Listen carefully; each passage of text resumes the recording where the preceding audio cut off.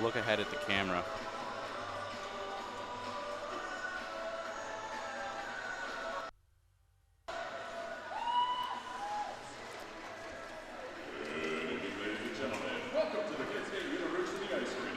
Live from the Kent State Ice Arena, the American Collegiate Hockey Association proudly presents the Kent State Golden Flashes versus the Syracuse Orange. Hello again, ladies and gentlemen. I am Ben Pagani, joined by my broadcast partner, James Doherty, here for some ACHA action. And James, I have to ask you, last week, Kent State didn't get a win in their 2 games against Pitt, and Syracuse is opening their season this weekend against Kent State. What would a first win of this season mean to either of these teams? Well, I definitely think a first win for Kent State is definitely going to boost them forward and going to gain that momentum for the rest of the season. And I think that a first win for Syracuse is definitely going to push them forward throughout the weekend and definitely throughout the rest of their season, being as this is a non-conference game, that nothing's really on the line except for just pride. I think if you get that win, that first win, it's all important because that starts the motivation for the season, and they're going to be playing every weekend here until the end of March, hopefully, if both of these teams go the right way. Now, Syracuse is ranked 18th in the country, and we will be bringing you the game momentarily. Really quickly, we would like to give you the starting lineups for the Kent State Golden Flashes. At left wing is number 26, Kobe Greenberg. At center is number 19, Jason Smith. And at right wing is Zach Zarecki. He's wearing number 28. And the defensive pairs will be Justin Bioni. He wears number 10. And Trent Bubanik wearing number 2 in goal for the Golden Flashes. As always, is number 1, Tyler Gelenick. And for the Syracuse Orange roster, in their forwards, they have number 14, Matt Jacobs, number 16, Chris Brunner-Grand, number 17, Peter Owen Hayward, and their back ice on defense is number 7, Mackenzie Murphy, number 36, Luke Caddo, and their goalie is number 30, Eric Parker. There's a lot of freshmen on this Syracuse Orange team. They were ranked number 18th before the postseason last year after they won their conference, and there have been 9 seniors who graduated, 8 players left for different reasons, so a very young team. If they'll hold up to that number 18 ranking, it's going to be fun to see how they play tonight. The Golden Flashes lost both of their games 4-2 and 5-2 to Pitt last weekend. We now present the national anthem. Now, ladies and gentlemen, we ask that you please rise and remove your hats as we honor America with the playing of our national anthem.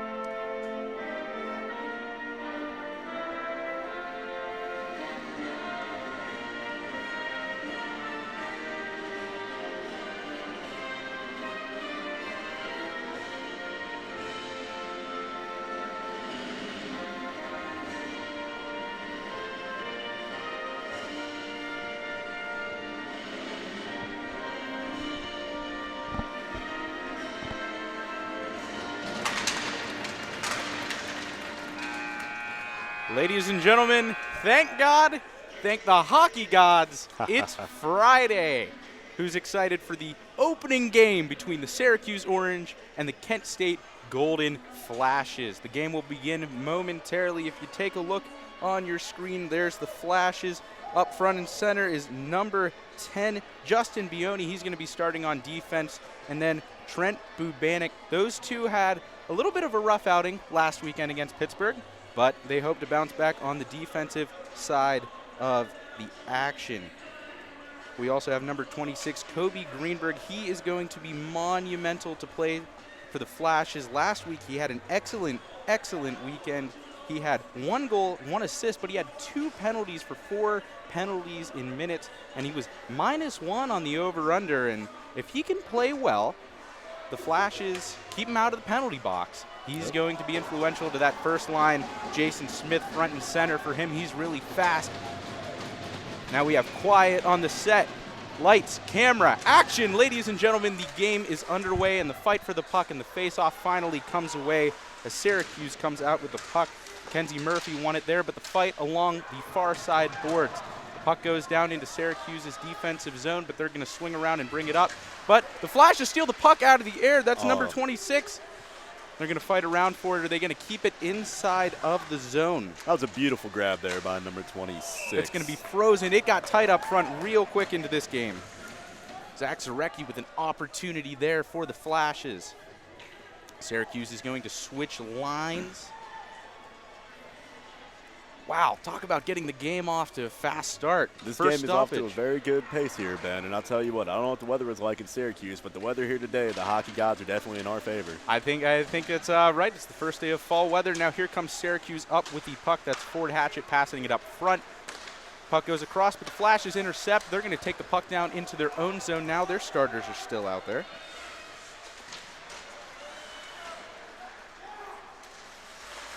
Syracuse fighting for the puck in their own zone, but down goes Syracuse looking for an opportunity. Fighting with the puck is Colin Morrow, and he's going to lose the puck, and the Flashes are going to keep maintaining the puck here. Excellent job so far early on in this game. Flashes fighting for the puck. Flashes are doing a great job here, Ben, of just being able to go on a nice run with the puck and getting some great shots here. Flashes cross the blue line. Ruben Haverea, he is the only player on this Flashes team to have faced Syracuse, and a shot up front. And Syracuse is able to clear it, but the Flashes keep it in their zone. They're fighting for it, and the puck goes out towards the wing, and the puck is going to come up straight across the blue line. Syracuse is looking to fight for the puck, and they do get it around center ice, but they dump it into the zone. That's going to be an icing. Flashes need to be more careful here when they're up in their own zone, because it's looking like Syracuse is becoming a very physical team for the start of this game, and I think that's kind of the tone they want to set for the rest of the year. They might be a young team, but I think this might be a very physical game, Ben. That is going to be huge. Freshmen adapting to college hockey level. This is, you know, what better opportunity? You only have one first game. Exactly. Syracuse wins the face-off, and a little slipping behind the line there as Austin Ricker is able to get back to his feet and throw it back up.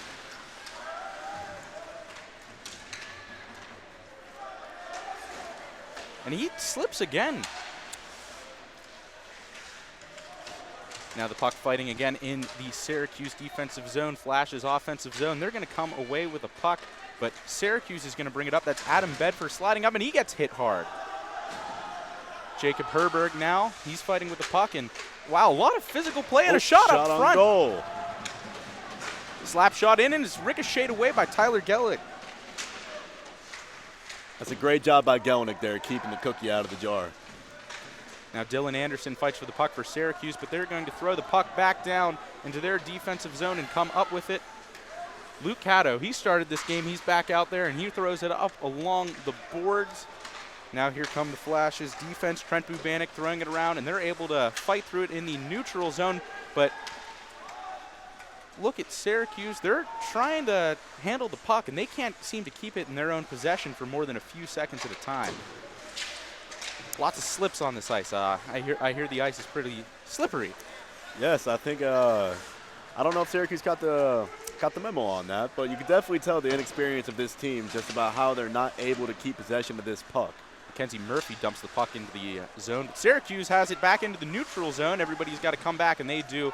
And they send the puck back in. Trent Bubanek goes after the puck for the Flashes, and he's going to pass it up front to Nathan Bukowski. That's going to be all offsides warning for Syracuse, but they don't get it. Here come the Flashes rolling back up front. The Orange go after the puck in their own zone. Kai Miller is going to throw it back for Peter Owen Hayward. And the Flashes intercept the puck, and that's going to be called offsides. Offsides here with 16 minutes and 24 seconds left to go in the first period. Well, there's been a few stoppages in this game, but it's been heavy fighting for the puck so far to this game, and we're going to see how it continues as the face-off comes. Matt Jacobs wins it for Syracuse. Now Syracuse has Caleb Decker bringing it up, and he throws one in front of the net, and then the puck goes right in front. Oh my goodness. Matt Jacobs could have sent it home, and he whiffs on the opportunity. Shots like that are going to be very crucial later on in this game. Syracuse will keep on getting it in the slot. They may have many more opportunities to get some of the shots on goal. Syracuse is adapting well. Mackenzie Murphy, he's been very active for Syracuse early in this one, but they're fighting for the puck up front, and the Flashes are going to clear it, and that's going to be Ford Hatchett going back to get it for Syracuse. He's fighting up against the boards against Hunter Hillebrecht, but he maintains the puck. Good stick handling there. The Flashes fight for the puck, but it's going to clear back, and everyone must come back into the neutral zone. A lot of sloppy play, a lot of people throwing sticks at each other, and you almost wonder if that has to do, puck goes sailing past the net. You almost wonder if it has to do with the young players adapting to the collegiate level this early in their first game. You know, if there's no other reasoning, I would think it would have to be. These players are probably very excited. It's their first game of the year. Not to mention, most of them, it's their first college game of the year. That's right, fighting for the puck in front, and there is Adam Bedford sailing it in front, but he gets a heavy hit up against the corner boards, and the Flashes are trying to clear the puck, and they finally do. Good passing there. Flashes on a breakaway. Ruben Haveria, it goes right in front of the net. He's fighting for it again up there, and he has a little help from Alex Holupnik, but Syracuse comes away with the puck, and Lucas Pastramo comes down the ice. He crosses the blue line, but loses it in a heavy hit there from Mackenzie Murphy. He's been flying for this off defense, and a shot on goal. Close one. And a puck in front, but it's going to be sent out again by Mackenzie Murphy. He is rocking the defense, the starter for Syracuse. Yes, he is. That was a great breakaway right there. Kent State got right in the crease, and it almost paid off for him. Caleb Decker and Ford Hatchett playing a little catch across the ice, and they're struggling to get it up their own zone, and the Flashes ricochet it away, and now they're going to fight for it in the neutral zone. They'll dump it in. Tyler Gelenick tries to clear the puck, and a big hit up against the corner boards, and the Flashes are going to clear that puck. Heavy hitting in front of the benches now, and again Ford Hatchett is going to take the puck up. He'll leave it behind for Caleb Decker, and he'll send it forward across the blue line now, and a wind up and an eventual shot there for Patrick Major. His first shot on goal so far tonight. I would say in this period so far, Syracuse has had about 3 to 4 shots on goal, and I think that's pretty good for this group of youngsters. They are youngsters. The fourth line out there now, and you're seeing a very surprising Tommy Kilway's in there early, and the puck goes close. Tommy Kilway is the 13th man tonight, and he's out there playing with the fourth line early on in the game. We'll see how much he's used tonight.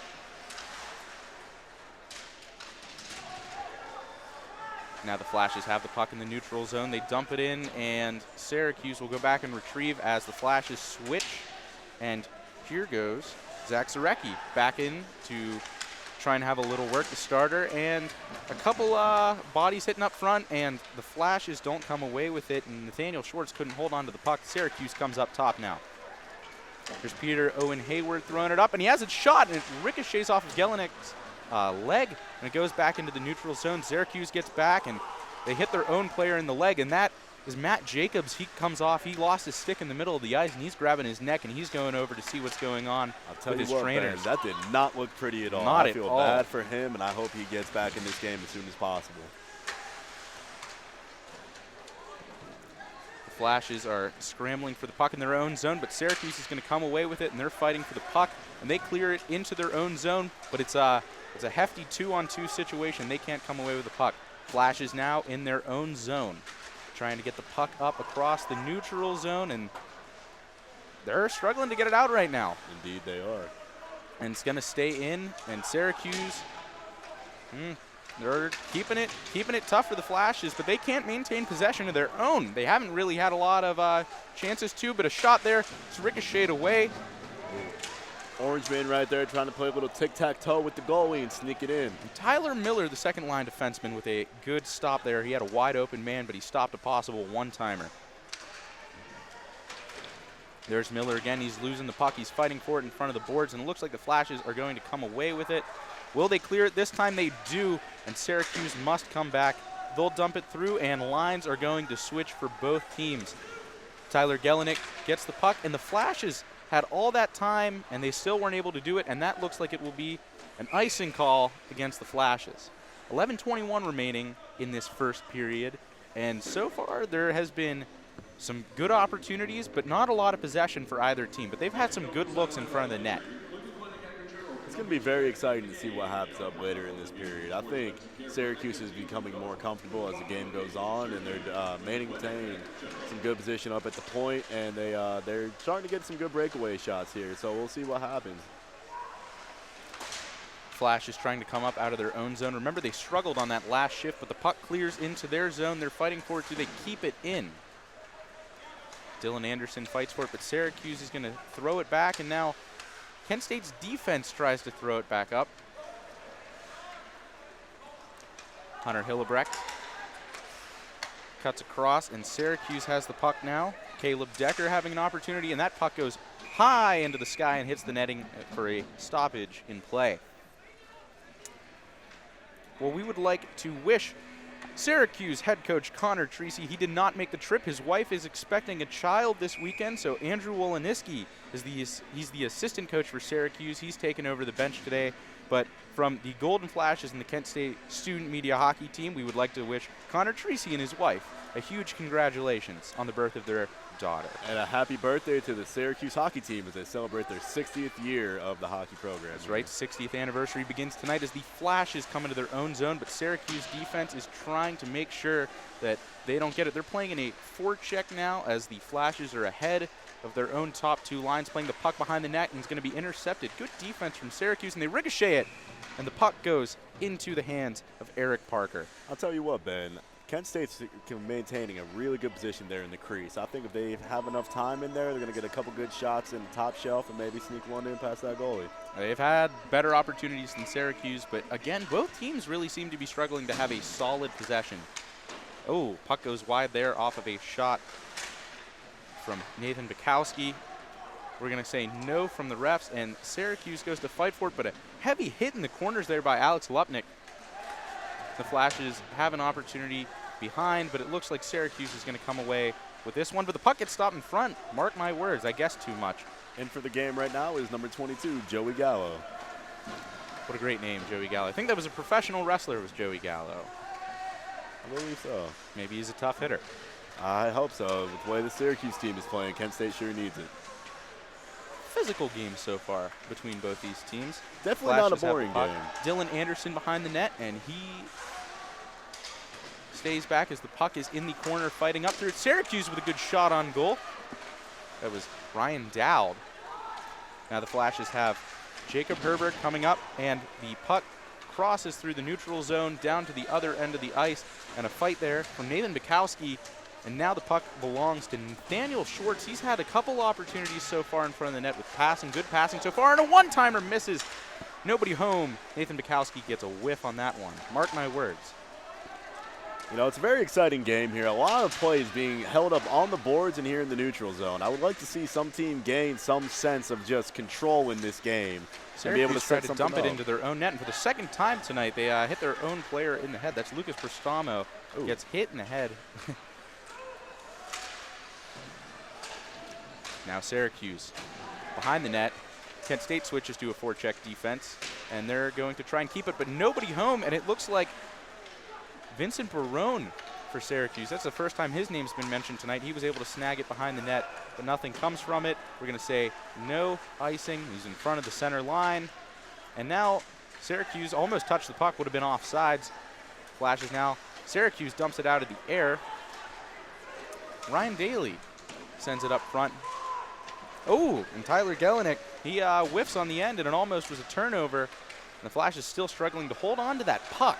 Sloppy play from a lot of players on both of these teams so far. Indeed. Ben, are you surprised to see this forecheck defense so early here for the Kent State Golden Flashes? Well, a lot of Syracuse's opportunities have come behind the net because the Flashes have not been able to hold on to the puck. That puck goes up into the netting.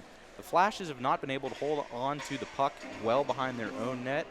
And when that happens, Syracuse has to keep them pressed, and that's led to a lot of pucks going both ways. And Kent State's been having some trouble getting the puck out of their own zone. Now, Syracuse has had a lot of possession on the last shift, but haven't been able to get anything working from them. Not a lot of shots so far early on. in this game. 7:45 remaining in the first period. It is 0-0. You see at the top of your screen. I'm Ben Pagani alongside James Doherty bringing you this game in the second window. Puck goes wide. Peter Owen Hayward, the starter. A few times we've mentioned his name. And a puck goes in front. And it's going to be covered up a dog pile in front of the net. That looks like I-77 right now. Traffic on traffic. Couple shoving matches going on there in front of the net. Peter Owen Hayward, the captain for the Syracuse University Orange Hockey Club, celebrating their 60th season this year. The American Collegiate Hockey Association team. Now they have a women's team that participates in the NCAA ice hockey division. And Kent State has just opened up this season, is the inaugural season for their Division III ACHA club. You know, it's a very good thing to hear about that. It's awesome to hear that Syracuse is having a women's club now. It definitely breaks them more into the sport. And, yeah, it's going to be great to see what they can do. Puck goes off the skate of number 13, Hunter Hillebrecht, and it goes into their own zone as play stops. Looked like the Flashes were going to have a good opportunity there, but it hit Hillebrecht's skate.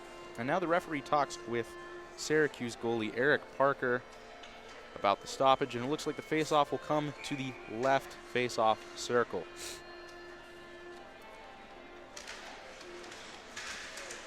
Struggling for the puck. Almost looked like Syracuse in a big open ice hit. Wow. Wow, Jacob Friedman. He had 3 penalties in the last game. One of them was interference for a hit almost like that.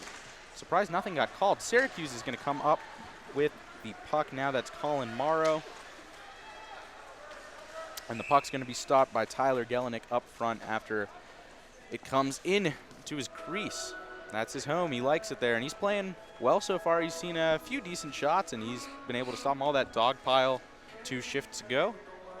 Both teams going to change lines now as the starting defense, the defensive pair of Justin Bioni and Trent Bubanik, go back out for the Flashes. It's going to be interesting to see here whoever wins this face-off about what type of momentum they're going to have afterwards. Well, if the Flashes who won the face-off up, looks like we're going to see the game's first penalty, perhaps.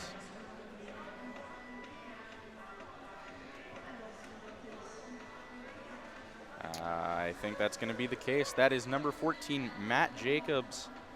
He's going to sit in the sin bin. The first power play opportunity for the Flashes in tonight's game, and the first penalty kill all season for Syracuse. Nice. 6:49 in this first period. It's never a good thing to see a player get put in the sin bin, but definitely, you know, we always talk about during this broadcast how young the Syracuse team is, and I think that's just one way how they show it. Hopefully, this is only the first penalty they've had. Hopefully, they can limit those. Syracuse penalties, number 14, Matt Jacobs, 2 minutes per game. Ford Hatchett, man, he is the biggest man on the ice, and Syracuse with a shorthand opportunity in front of the net right now. And a shot goes wide coming off of the stick of Lucas Prestamo. A lot of action going on behind the net here tonight. So far, the Flashes on the power play trying to get the puck out of their own zone, and a big hit from Syracuse's Colin Morrow. He's the other big boy on the ice. This is a tall Syracuse team, and there looks like there's going to be a delayed penalty. Who on? I couldn't see the scramble for the puck. That was number 25.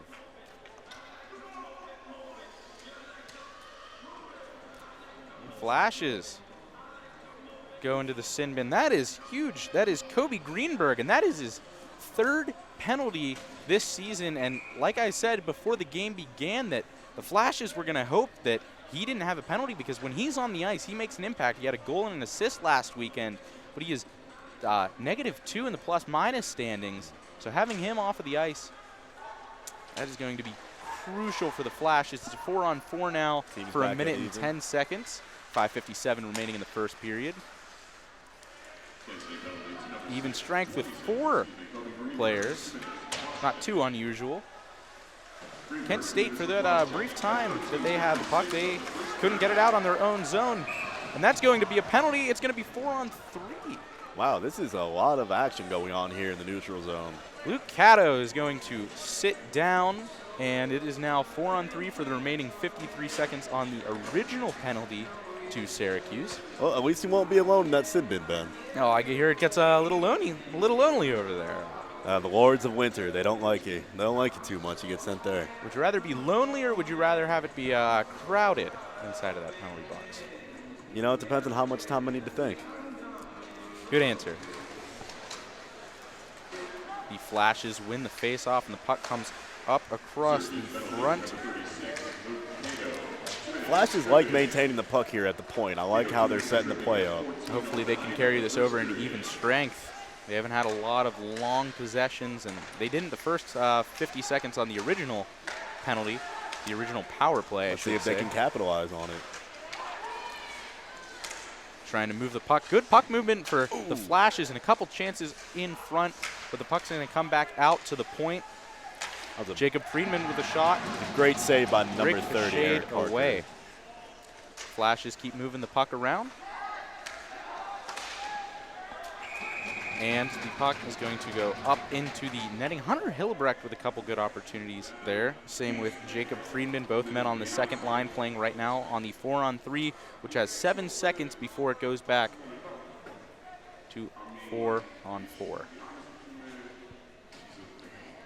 The Golden Flashes better take advantage of these next 7 seconds, because this is a wonderful opportunity they have. And honestly, they only need 1 second to put that puck in the net. And especially with all the penalties the Flashes took last weekend, you have to imagine that they want to score whenever they have the upper hand. Exactly. Definitely you want to have the upper hand, and you want to just have that momentum going forward for the rest of the game. Jason Smith sent the puck around the back end, and the Flashes now have it, but a hefty hit up against the boards. And here comes Syracuse. Ford Hatchett carries the puck down, passes it to Matt Jacobs. It's a 2-on-1 opportunity and a shot in front. Defensive passes. The puck goes behind the net. What a save by Gellan. That was an excellent save on the 2-on-1 opportunity that was technically still shorthanded, but it is now 4-on-4 for the next 21 seconds, 4:24 remaining in the first period. Now the Flashes cross up with 11 seconds, 10 seconds on that period, but it looks like it's going to be a breakaway opportunity for Syracuse. And the puck gets in front, but it's ricocheted away behind the net. Wow, Patrick Major with an opportunity missed. He tried to put one extra move on it, a little too much sauce. And the Flashes try to keep the puck in, but can't. They switch lines, and it is 10 seconds until we go back to even strength. There's a twig on the ice. Who lost it? Looks like Ian Herman loses his. Lumber on the middle of the ice. It clears out. Now the Flashes have an opportunity in front of the net, making a move. That was a great Syracuse dangle by Dylan Anderson. Fight for the puck, and it's anybody's game right now. They're trying to get it back to even strength with 3:33 remaining in the first period. 0-0. Couple opportunities. This has been an exciting game to this point. Rob Ferrari, who was the 13th man last week with an opportunity. He's playing on the third line tonight at right wing, and the puck is covered up by Syracuse's Eric Parker. A lot of excitement in the last few minutes, probably because all the shorthanded opportunities we had. Much excitement, much excitement. I was really happy to see that Kent State took advantage a little bit of the opportunity they had there on the 4-on-3. But I definitely think that these teams do look a little sloppy here in this first period. And Syracuse dumps it into their own zone, and it will be an icing call. Syracuse pleased that someone for the Flashes touched the puck before it crossed that red line, perhaps even Tyler Gellinek. Flashes could have just gotten away with one right there, Ben. Little bit of a confusing situation here. We're trying to figure out where the puck's going to go. It looks like they will stand with an icing. The refs get together to discuss the situation. Syracuse pleading that it wasn't an icing call. Looks like they're going to just drop it here at center ice.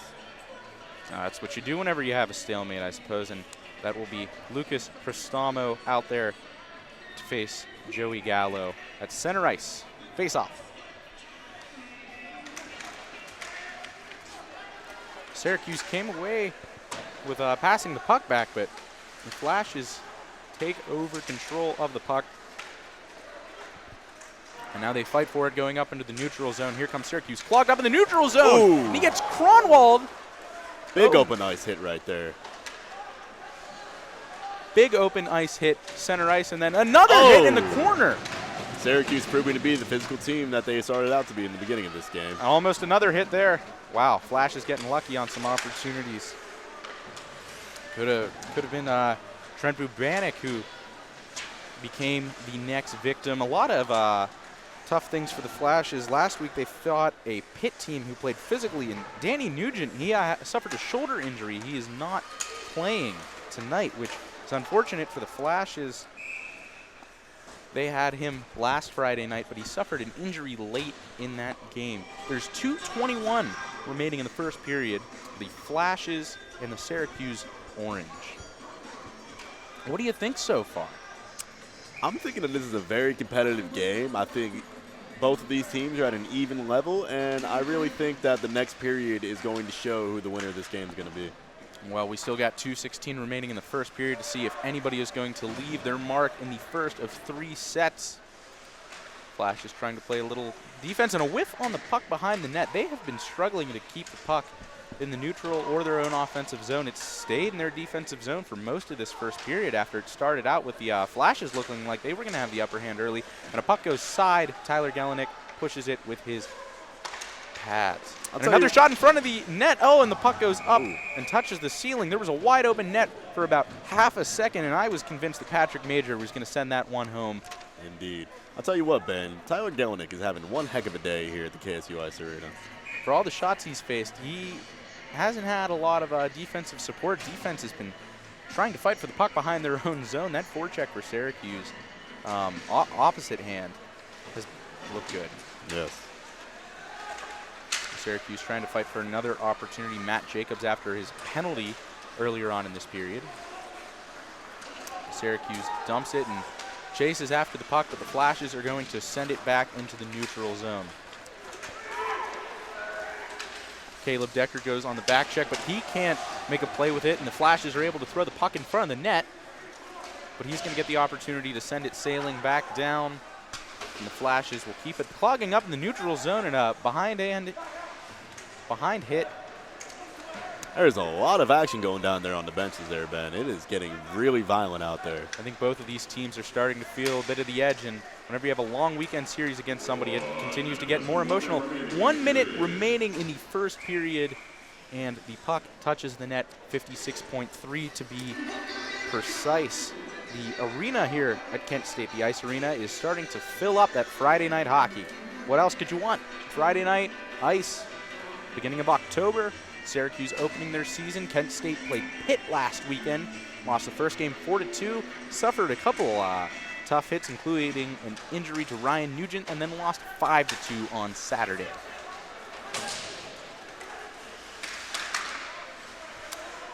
Don't forget the NHL regular season started as well. The Blue Jackets playing tonight. For those of you in Ohio who are Columbus fans, they're playing the Toronto Maple Leafs.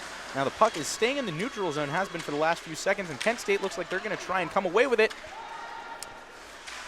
Ian Herman, the third liner, fighting for it. He's a shorter player on the team, but he's fighting well. He's holding his own up in the corner there, and it looks like he might sneak away with a puck, but no, Syracuse looks like they have an opportunity and a slap shot.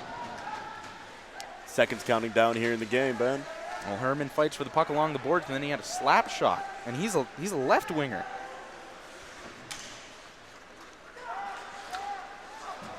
Fight for the battle, and the puck is going to clear down as the clock expires. The end of the first period. It's going to be 0-0. Syracuse looks to be in a little more control of the game, and the refs are telling the players to stop chirping to each other and go back and discuss some strategy. I think the ref wants to see some scoring in this game, as the fans do. Definitely. This has been a very physical game. You can see the Syracuse coming out here playing West Coast hockey. Very physical, very tough, very violent. And I think that's kind of the pace they want to set. And if it keeps paying off for them, if they keep getting the puck here, setting it up in the point, and being able to get down in the crease, I think Syracuse is going to be able to capitalize. What exactly is violent in hockey? I think violent in hockey is definitely when you don't know when to take your foot off the gas. I think the open ice hits for Syracuse have been all fair games so far. We did see one boarding call. Syracuse had 2 penalties, very, very quickly back-to-back, and they got it down to a 4-on-4, a wasted opportunity to even have a bit of a 40-second power play that ended up being a 4-on-3 opportunity for the Flashes for 1 minute and 10 seconds, and then a 5-on-4 for the Flashes for about 10 seconds. Only 4-on-4 for a little bit of time. So, James, I got to ask you, if there is one player who's standing out to you so far in this game, who is it? I'm definitely going to go with the goalie, Tyler Gelenick. I think he's having a lot of tremendous saves with not a lot of help here with the Kent State defense, and I think that if he keeps it up for the rest of the game, he might be the key factor. Kent State defense has looked very sloppy so far. For me, I'm going to say Syracuse's Mackenzie Murphy. He, at the very beginning of this game, when it looked like Kent State was going to have the upper hand, he was everywhere. He was clearing the puck. He was fighting for the puck. And whenever you are playing your first game of the season, you have a lot of young players on your team, you need a defender, a 6'2" defender to help you out, get these players excited, say, hey, that guy's playing physical hockey, I can do it too. Indeed.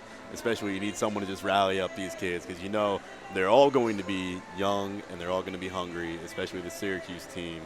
And I think that he might be taking a little bit of the leadership here tonight. Now, one thing from the Flashes that has not been huge, and they haven't had many opportunities, last week all four goals that they scored came off of wide shots. And I was at practice yesterday, and Coach Jim Underwood had them doing game simulation drills and really focused on the Flashes getting wide angles on their shots because it worked. So why not keep practice and try and drive it home? But they haven't had the opportunities yet. And sometimes when players were struggling with that, he said, listen, I am your life. When you are here, I am your life. I will give you adversity. You will fight through it. You will do what I do, but have fun doing it, right? You got to have fun while you're playing hockey, but you got to keep that gritty attitude. Flashes so far have yet to impress and get on the board in the first period. 13 minutes remaining, in the intermission, and it's been exciting hockey. There have been a lot of opportunities up front, in front of the net for both teams. More Syracuse. At the beginning, when Kent State had a power play, a 5-on-4, they had the puck in their own zone. They couldn't really get it done, but whenever they had the 4-on-3, they were moving the puck really well. They had a couple great opportunities. They had 4 shots in that single chance, and they weren't able to hit home. So what is it going to take for either of these teams to get on the board? I think it's going to take a really smart play where they set it up, get someone down. Probably for Kent State, it's going to have to be a wide angle shot. That's what they've been practicing. I think they're going to have a nice angle on that shot and get it in there.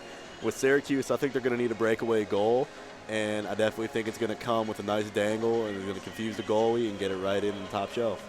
And Kent State, a lot of times, whenever you want that one wide angle, you have to cut across the ice from one angle or the other. And so far, the Flashes have not been able to get on top of that. They haven't had many opportunities where they were coming down in front of the ice. It seemed most time that they were coming from behind the net on that 4-on-3 opportunity. They were passing it around in a diamond formation.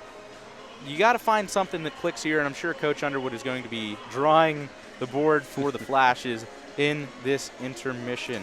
Now, something that stuck out to me was, Kobe Greenberg, number 26 for the Golden Flashes. He had 1 goal and 1 assist last weekend with 2 penalties, and he was -1 on the plus-minus column. He has another penalty tonight, and I spoke with Coach Underwood yesterday after practice, and he said that these players, whenever you miss a defensive spot, you're going to be prone to tripping someone, getting a hooking call because you messed up. Yeah. And he preached about how these Flashes need to stick on their defensive marks. They need to hold their own, and they have not been able to. And another penalty for him proves costly. Well, 11 minutes until the start of the second period. We are going to take a quick break. I'm Ben Pagani, James Doherty, bringing you the action from the KSU Ice Arena. We hope you're sticking with us for the rest of the game. Second period action coming up in just over 10 minutes.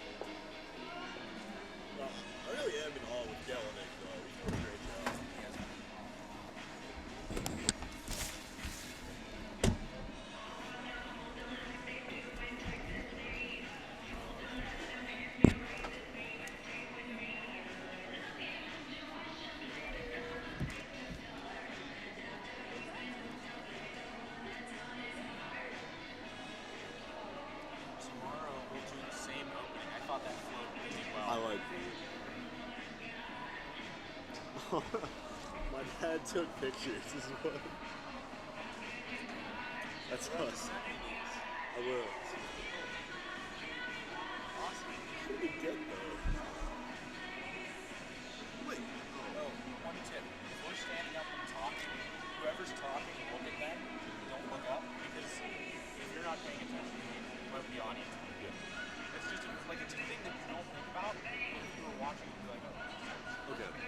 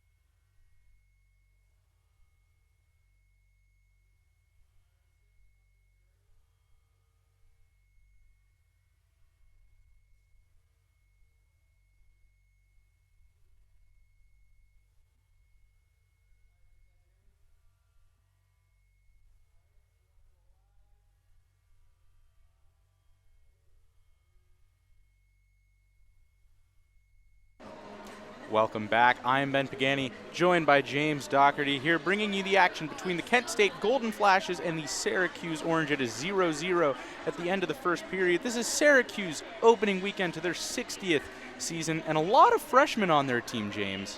Yes, indeed, Ben. A lot of these freshmen, they're playing their hearts out right now, and you can really tell that they don't want to have the reputation that, oh, we're a young team, we're not going to be able to play college hockey. They've been out here playing physical, and they've been out here playing hard, and I like to see it. They lost 9 seniors last season and 8 players to other reasons. Now, the freshmen won their conference win. They are conference champions from last season, and so far Syracuse is holding their own. Despite being a young team, I'd like to thank Owen Cienko. He is the beat reporter for the Syracuse Orange hockey team. I spoke with him yesterday on the phone. He gave some great information, said that the captains take this as some adversity, but they're confident.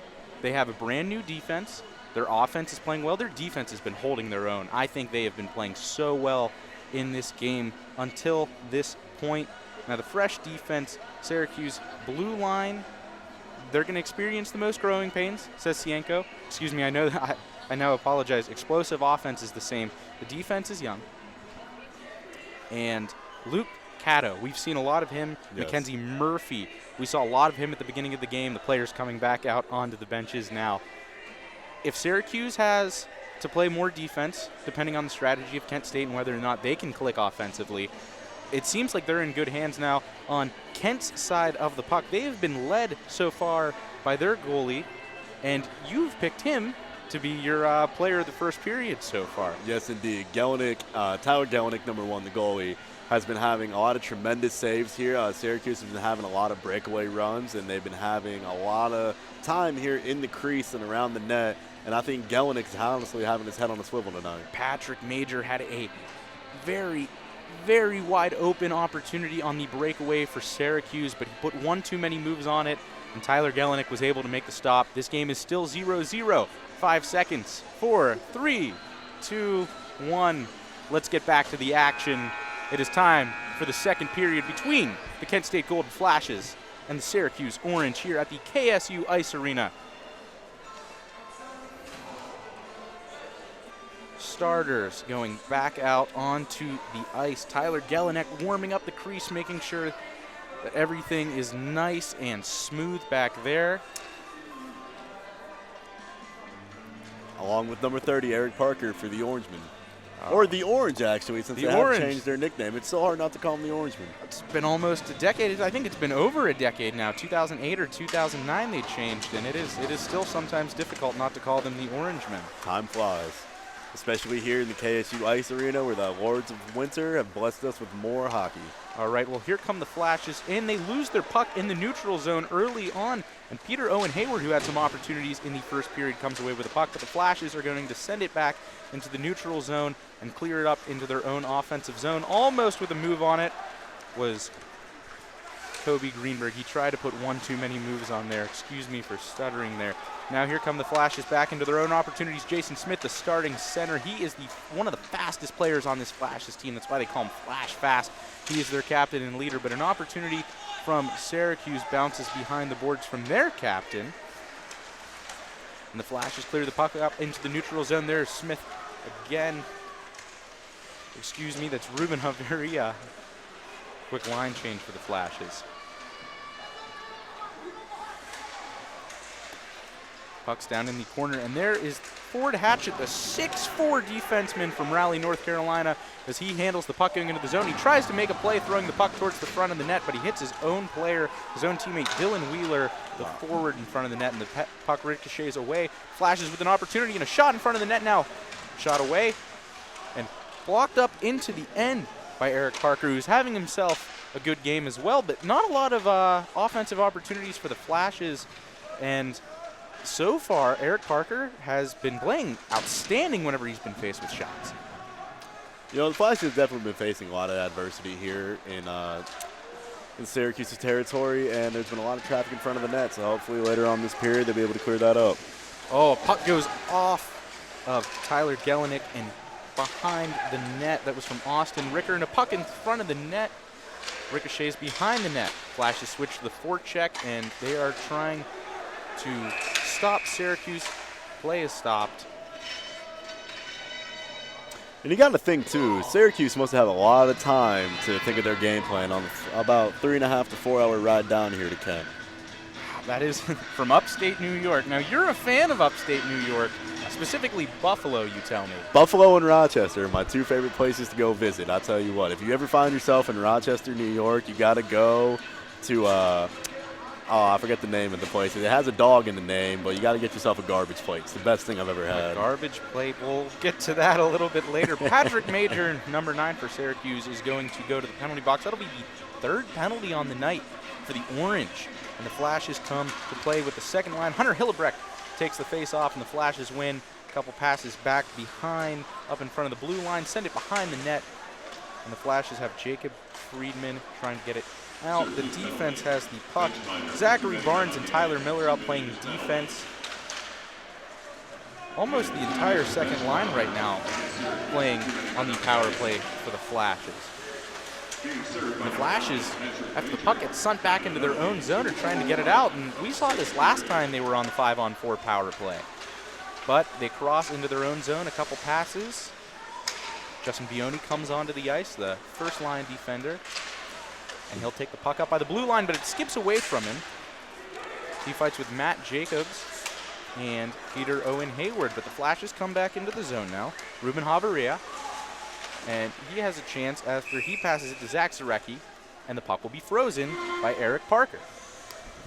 You can definitely see the Flashes here right now, trying to get those wide open shots that they've been working on all week. That's right, and they've had more opportunities right now than they did at the second half of the first period. But remember, they opened that first period looking similar to how they do right now, getting a lot more opportunities. But again, they struggled there for about 20 seconds in their own zone on the power play, which there's 1 minute and 2 seconds remaining on that power play opportunity. It is 5-on-4 after the penalty to Syracuse's Patrick Major. Flashes in the neutral zone right now, and it goes back into their defensive zone.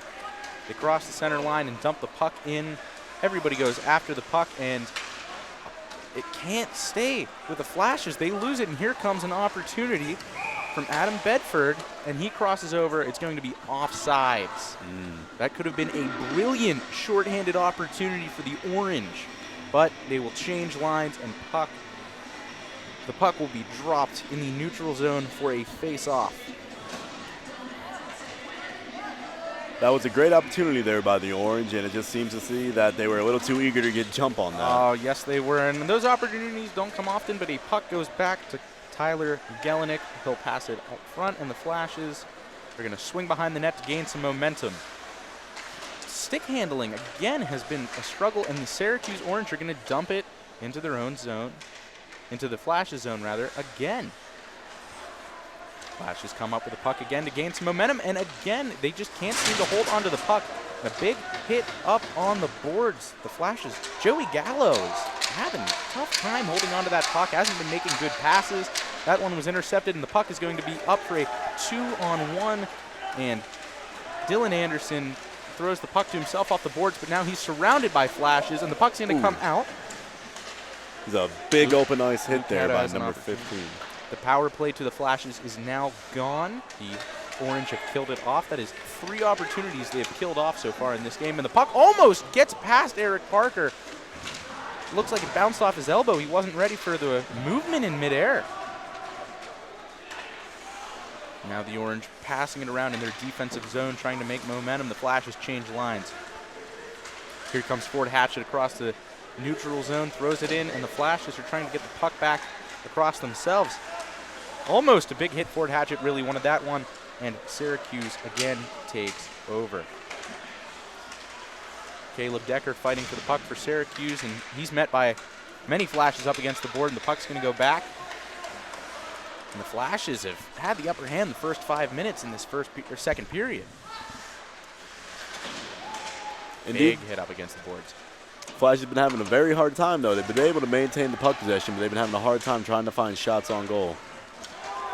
A big open ice hit, and some Syracuse fans and players are calling for something, but Flashes keep the puck in their own zone. Here comes Ian Herman with a shot, but he is hit as he goes down by Ford Hatchet.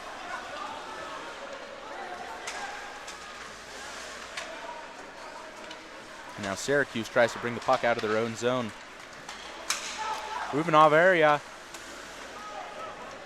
sends it back down after losing the puck, and now Tyler Gelenick feeds the puck to his own team as they try to swing it out of their zone, and again, the Flashes cannot hold on to the puck. No, they cannot. It seems like there's been a lot of neutral zone play in this period as well, and the Flashes seem to be having a lot of difficulty. Something Coach Jim Underwood for the Flashes stressed at practice yesterday was clogging up the neutral zone. You were going to have a bad time.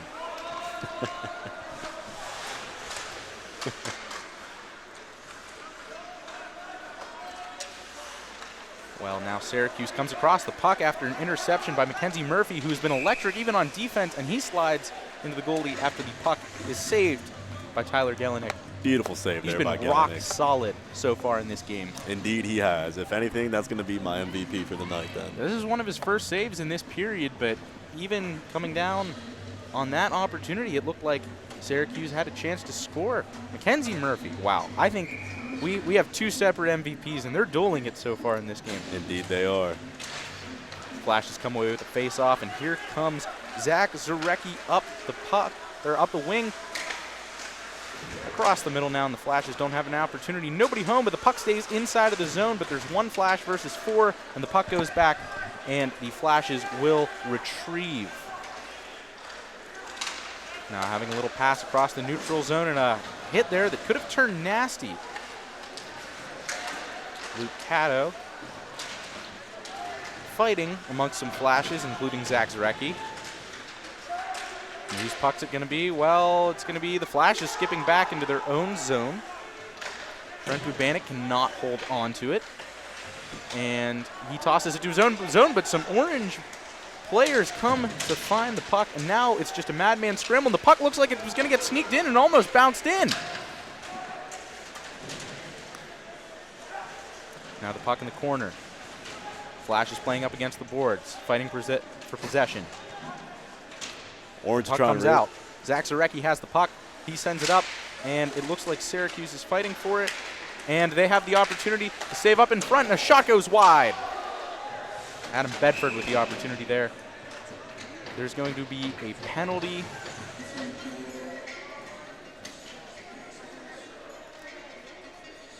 Who's it on? Collision. It will be power play to the Orange. Their second, well, first opportunity is the second penalty to the Flashes, but last time it was 5-on-4 for the Flashes, and it went down to 4-on-4 before Syracuse had another penalty, making it 4-on-4. The Flashes will be down a man with 12:22 remaining in the second period. And not just any man. That's Justin Bione. He had a goal for the Flashes over the last series against the Pitt Panthers. He's their #1 defenseman. That is going to be huge on this penalty kill for the Flashes. Penalties have been so crucial. Coach Underwood stressed this weekend he does not want as many penalties. And so far, the Flashes only have 2 in this matchup. But 2 people you do not want to have penalties. Your top defenseman and your top offensive players so far. That's a recipe for disaster. Syracuse captain Peter Owen Hayward has the puck. And he's tripped up a little bit, but the refs say play on. Puck goes up front now for Ford Hatchett. Passing it around, he's staying at the back line, and the puck goes in front, but Tyler Gelenick will cover it up. 1:19 on the penalty to the Flashes, and 11:40 remaining in the second period. Fresh players are going to come on for both teams. The face-off will be to the left of Tyler Gelenick. Syracuse is winning some draws, but not coming away with a puck. They do there. Ford Hatchett has the puck top and center. He throws one at the net, and Tyler Gelenick's going to hold on to it. Bounced off his pads, but he was able to keep it inside of the crease and put his glove down. Orange are getting a lot of shots here on goal, Ben. They're definitely becoming stronger and stronger as the game goes on. I think they're figuring out how to play more as a team, and most of these kids' first collegiate hockey game. That's right. A lot of freshmen playing on Syracuse. Ford Hatchett with the puck now, and he throws it up to Peter Owen Hayward, the captain. He's going to take the puck in by himself into the zone. He comes away with the puck, and he shoots it and goes wide just over the right-hand side. Tyler Gelenick almost got that glove up. Ford Hatchett plays a little mind game. 49 seconds on the penalty to the Flashes, and Tyler Gelenick covers up the puck once again. Rock solid. More and more saves for him in this matchup. Tell you what, Gelenick must be feeling a little sore after what happened last series. I think he's definitely trying to prove himself and definitely trying to show himself as a really good goalie here for the Flashes. Tyler Gelenick is allowing 4.55 goals a game against the hard-hitting Pitt Panthers last week. 4 goals in the first game, 5 goals in the second. He has an .892 save percentage, but he played almost the entirety of both of those games. Came out for an empty net situation at the end of the first game on Friday night. The Flashes lost 4-2. And now, those numbers really didn't tell the whole story for Gelenick. He played really, really well, but the banged-up Flashes just fought so hard, but they weren't ready for Pitt. Pitt hit like no other collegiate team I have seen in recent memory. Here comes Syracuse with a puck, and the opportunity is stayed in the zone. Mackenzie Murphy held onto that puck. He has been rock solid. Mackenzie Murphy and Ford Hatchett, 2 defenders who have been incredible. Ford Hatchett, not even a starter, to have 2 defenders, an opportunity in front of the net, but a whiff on the shot by Adam Bedford. He had the opportunity in front. The puck goes through, and another leg save from Tyler Gelenick. Puck goes across. Flashes have an opportunity, and they dump the puck, and they will use this to change lines. Syracuse is going to try and throw the puck down in front now, and they do have a couple opportunities, but almost a hit in front of the net. Even strength now, and the Flashes have the puck in front of the net, and the puck goes wide. That opportunity there from Tommy Kilway. That's the second time we've seen him on the ice tonight. He is the 13th man, but a puck goes in front, and a missed opportunity. Oh, the Flashes looked like they were on the doorstep there. And the Flashes missed the puck, and that will go in for icing. Well, they just changed shifts a minute ago, but they worked really hard. They almost had 2 really, really good chances that could have gone in for a goal. So they come down to take the face-off in their defensive zone. Syracuse, of course, getting some fresh players out onto the ice. Some fresh legs here for the Orange, and I really think they're going to need to capitalize on that. You see captain out there, number 17, Peter Owen Hayward. He has been all over the ice tonight. Indeed, he has been. He's definitely been a driving force for this team. Play up against the boards and clogging again in the neutral zone. Syracuse tries to get back, and the puck goes into their defensive zone, and they will play catch. Peter Owen Hayward throws the puck up front. The forward playing back. He's the furthest man back. His back check is excellent right there. And from a center to get back behind even the furthest defenseman. Well, now the Flashes have an opportunity. They score! What a goal. Wow. Alex Halupnik with his first goal of the season, coming with 9 minutes remaining in the second period. The Flashes are on top, 1-0. That was just an amazing series of events there, Ben. That was just bang, bang, bang. Well, he played in both games last weekend. He had no goals, no assists, no penalty minutes, and he makes the most of his opportunities playing strong, and now he has the upper hand, and the Flashes have the upper hand on Syracuse. 1-0, 9 minutes to go, and the puck will come to Eric Parker, and he will freeze it. Wow. That opportunity for the Flashes, it clicks. It clicked. It did. And Parker's been having a really good game, too, and that was honestly just a perfectly placed shot, and I don't think you can get any better than that. Wow. What an opportunity from the third line. Alex Halupnik getting an assist from Rob Ferrari. Rob Ferrari was the 13th man. Now he's made his way up to the third line. He had an excellent week at practice. Coach Underwood, I asked him who was the best player in practice today after yesterday's session. He said, I'll tell you who was the best all week. That was my boy, Rob Ferrari. I spoke with Rob Ferrari, and he said he knew he needed to be better as a senior. He's 25 years old. He's been playing hockey for 20 years. He's been skating for 22, and he has an assist there. And the Flashes have another opportunity in front of the net, but Syracuse is going to try and throw it out, but the Flashes keep it in their own zone, and they are fighting for the puck. Another throw at the net, that time coming from Justin Bioni, the defender. And he throws one in front of the net, and it goes in! Another goal by the Flashes. Wow!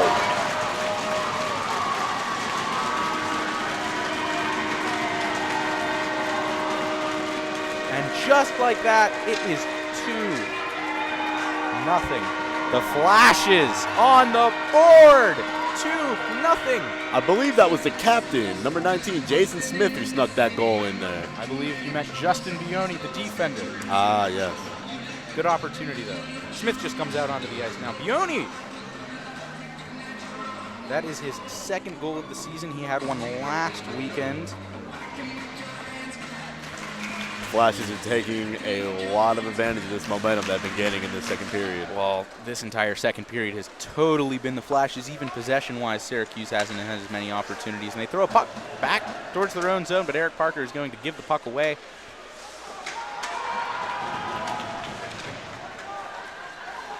James, you called it. The second period was going to be momentum for the Flashes, riding off Tyler Gelenick, their goalie.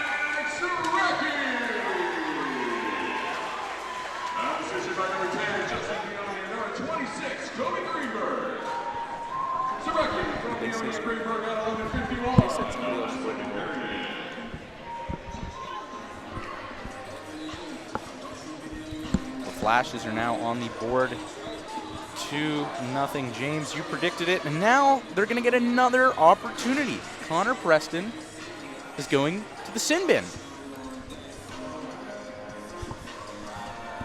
Tell you what, that opportunity right here for the Flashes is going to be monumental if they can score here. That's almost putting the nail in the coffin for this Monumental, game. cemented, sealing the deal. Well, there's a lot of time to go in this game. Syracuse had some good opportunities in the first period, but absolutely momentum is completely switched in the direction of the Flashes. I guess you could say momentum switched flash fast. Flash fast, as head football coach Sean Lewis would say. Flash's football team heading to Wisconsin tomorrow to take on the 8th-ranked Wisconsin Badgers. Sean Lewis's alma mater, also the alma mater of Kent State University president Todd Dykin. Good luck to the Flashes tomorrow. I wish I could be in attendance. Almost was, but I'm happy to be here calling this game with you, James. Indeed, Ben, indeed. It's nice to be here with the Lord's winner and graced by another season of Kent State hockey.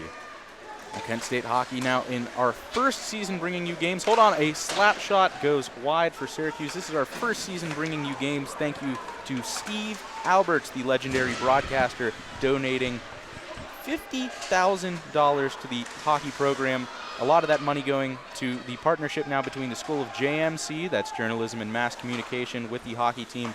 We're excited. This is our second weekend bringing you games, and James, I'm excited for this. An opportunity for the Flashes and an opportunity for student media to call hockey, an opportunity for these players to get some more momentum. The puck's lost, and the refs finally call and blow the whistle. You know, Kent State hockey as well should have a big thank you out to Steve Albers, as he is one of the founders of the Kent State Hockey Club. That's right. After I forget the exact year when the KSU Ice Arena was founded, he had over 60 people try out to be on the ice hockey team.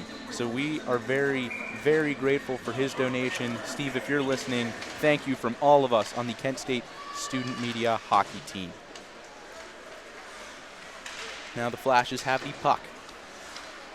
Throwing it around a couple opportunities, and a fake there by Justin Bioni, but he passes it around. Flashes have been moving the puck really well in this period, and the puck lodged in front, but it's going to be cleared out, but the Flashes are going to keep it, and Justin Bioni with a slap shot goes wide.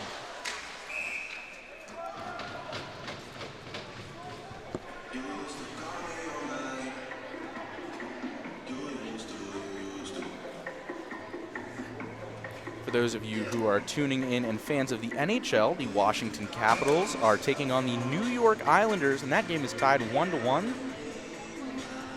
That is in the second period. That is a young Islanders team taking on a veteran Capitals team. Alongside the New Jersey Devils, who are beating the Winnipeg Jets 4-0 in the second period. Jets have been disappointing in recent years. And of course, closer to home, the Columbus Blue Jackets taking on the Maple Leafs, the Toronto Maple Leafs in Columbus. It's opening night for them, but it is currently 2-1 Leafs in the second period. We're glad you're tuned into it with us tonight. I'm Ben Pagani calling the action for you alongside James Doherty. It is right now the Kent State Golden Flashes up 2 to Syracuse Orange, nothing. The 18th ranked Orange came to play. This is their opening weekend to their 60th season. A lot of freshmen on this team for Syracuse adapting to college play. They looked hot in the first period, and James, you said that Kent State was going to come out and capitalize in the second period, and boy have they. There's 5:13 remaining, and within just a minute and a half or so, the Flashes scored 2 goals. Now back on even strength. It's been nothing but excitement here tonight in the KSU Ice Arena. We're going to get a center ice faceoff. A good crowd. Last week it was almost jam-packed as visitors came in from Pittsburgh, only about an hour and a half drive for the parents and friends and family of the Pitt Panthers Hockey Club. I've seen a few fans around here wearing the orange. There are quite a few fans wearing the orange. Just a drive from upstate New York, the eastern side of upstate New York. The Flashes have the puck and throw it towards the center of the net, but the puck is going to be frozen by Eric Parker. Eric Parker has had some good defensive players in front of him tonight, including Ford Hatchett and Mackenzie Murphy, but so far nowhere to be found in this second period. They looked like they were playing good offensive defensive hockey, but now Ford Hatchett is headed to the penalty box, and the Flashes look to capitalize again. 4:46 remaining in the second period. Flashes up 2-0. I'll tell you what, Ben, you can really see the inexperience of this Syracuse hockey team, because that is almost, is that their third or fourth penalty of the night? I believe that is their, I'm going to say that is their 4th penalty of the night. There was the 5-on-4 to the Flashes, the 4-on-3 to the Flashes. There was one earlier in this period. And then this is the fourth one. This is the 4th one. It's definitely not what you want to see, but then again, you got to cut them some slack. It is their first game of collegiate play as well as their first game of the season. It's going to be 2 minutes for slashing on Ford Hatchett. Now Syracuse fans want a little bit of the call, but the 2 number 17s, Alex Halupnik, who has a goal in this game, Peter Owen Hayward, the captain for Syracuse, but now the Flashes come away with the puck, and they're trying to play keep away, and a couple moves being put on number 14, Matt Jacobs, the starter forward from Sudbury, Massachusetts. A lot of New England players playing on Syracuse. We got players from Connecticut, Massachusetts, New Hampshire, Vermont. Puck's going to be frozen now in the Flashes offensive zone. Looks like some line changes are going to be coming up. I believe there is one player on the orange from Los Angeles. He must not like the warm weather. That's Adam Bedford. Yeah, Los Angeles, California. Welcome to Northeast Ohio. We're glad to have you with us. Bedford had a presence in the first period in front of the net for Syracuse, a 6-foot forward. but so far, magnetic silence. They've been clinging to these missed opportunities, the Orange. But now a chance in front of the net for Lucas Prestamo, who's also been silent after having some good chances in the first period, winning a few face-offs as well. And now the Flashes scatter a puck that goes behind the net.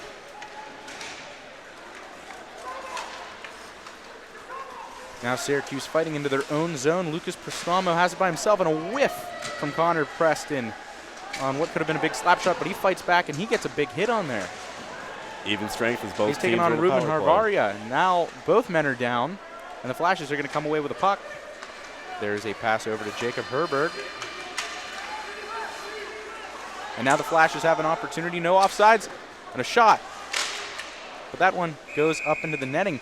A lot of the Syracuse players thought it must have been offsides, and the ref didn't call for it. And Tyler Miller had an opportunity, and he threw it at the net, and Eric Parker's able to block that one away, ricocheting up into the netting.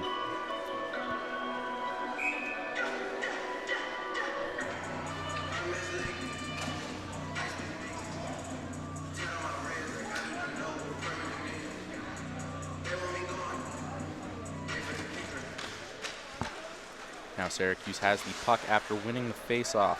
Syracuse looking rather lackluster in this second period, but they're going to dump the puck into their own zone. Adam Bedford from Los Angeles, California.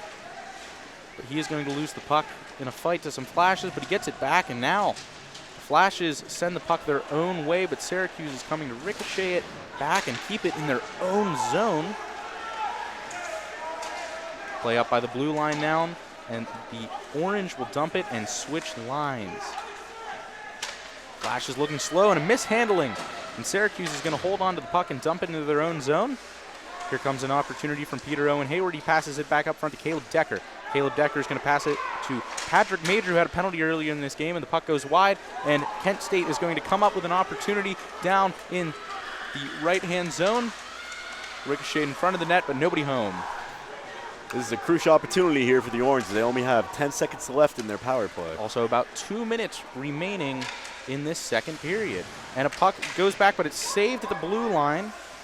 Ford Hatchett, he has had a huge presence, but a costly penalty earlier on in this second period. Ford Hatchett, the 6'4" defender. Wow, 6'4" and on skates. How tall do you think he is on skates? I'd say at least 6'7", you'd think, right? That is very intimidating out there. I would not want to go up against that. I don't blame you. Well, similar to myself, Ford Hatchett is a broadcast journalism major, a very fine journalism program at Syracuse University.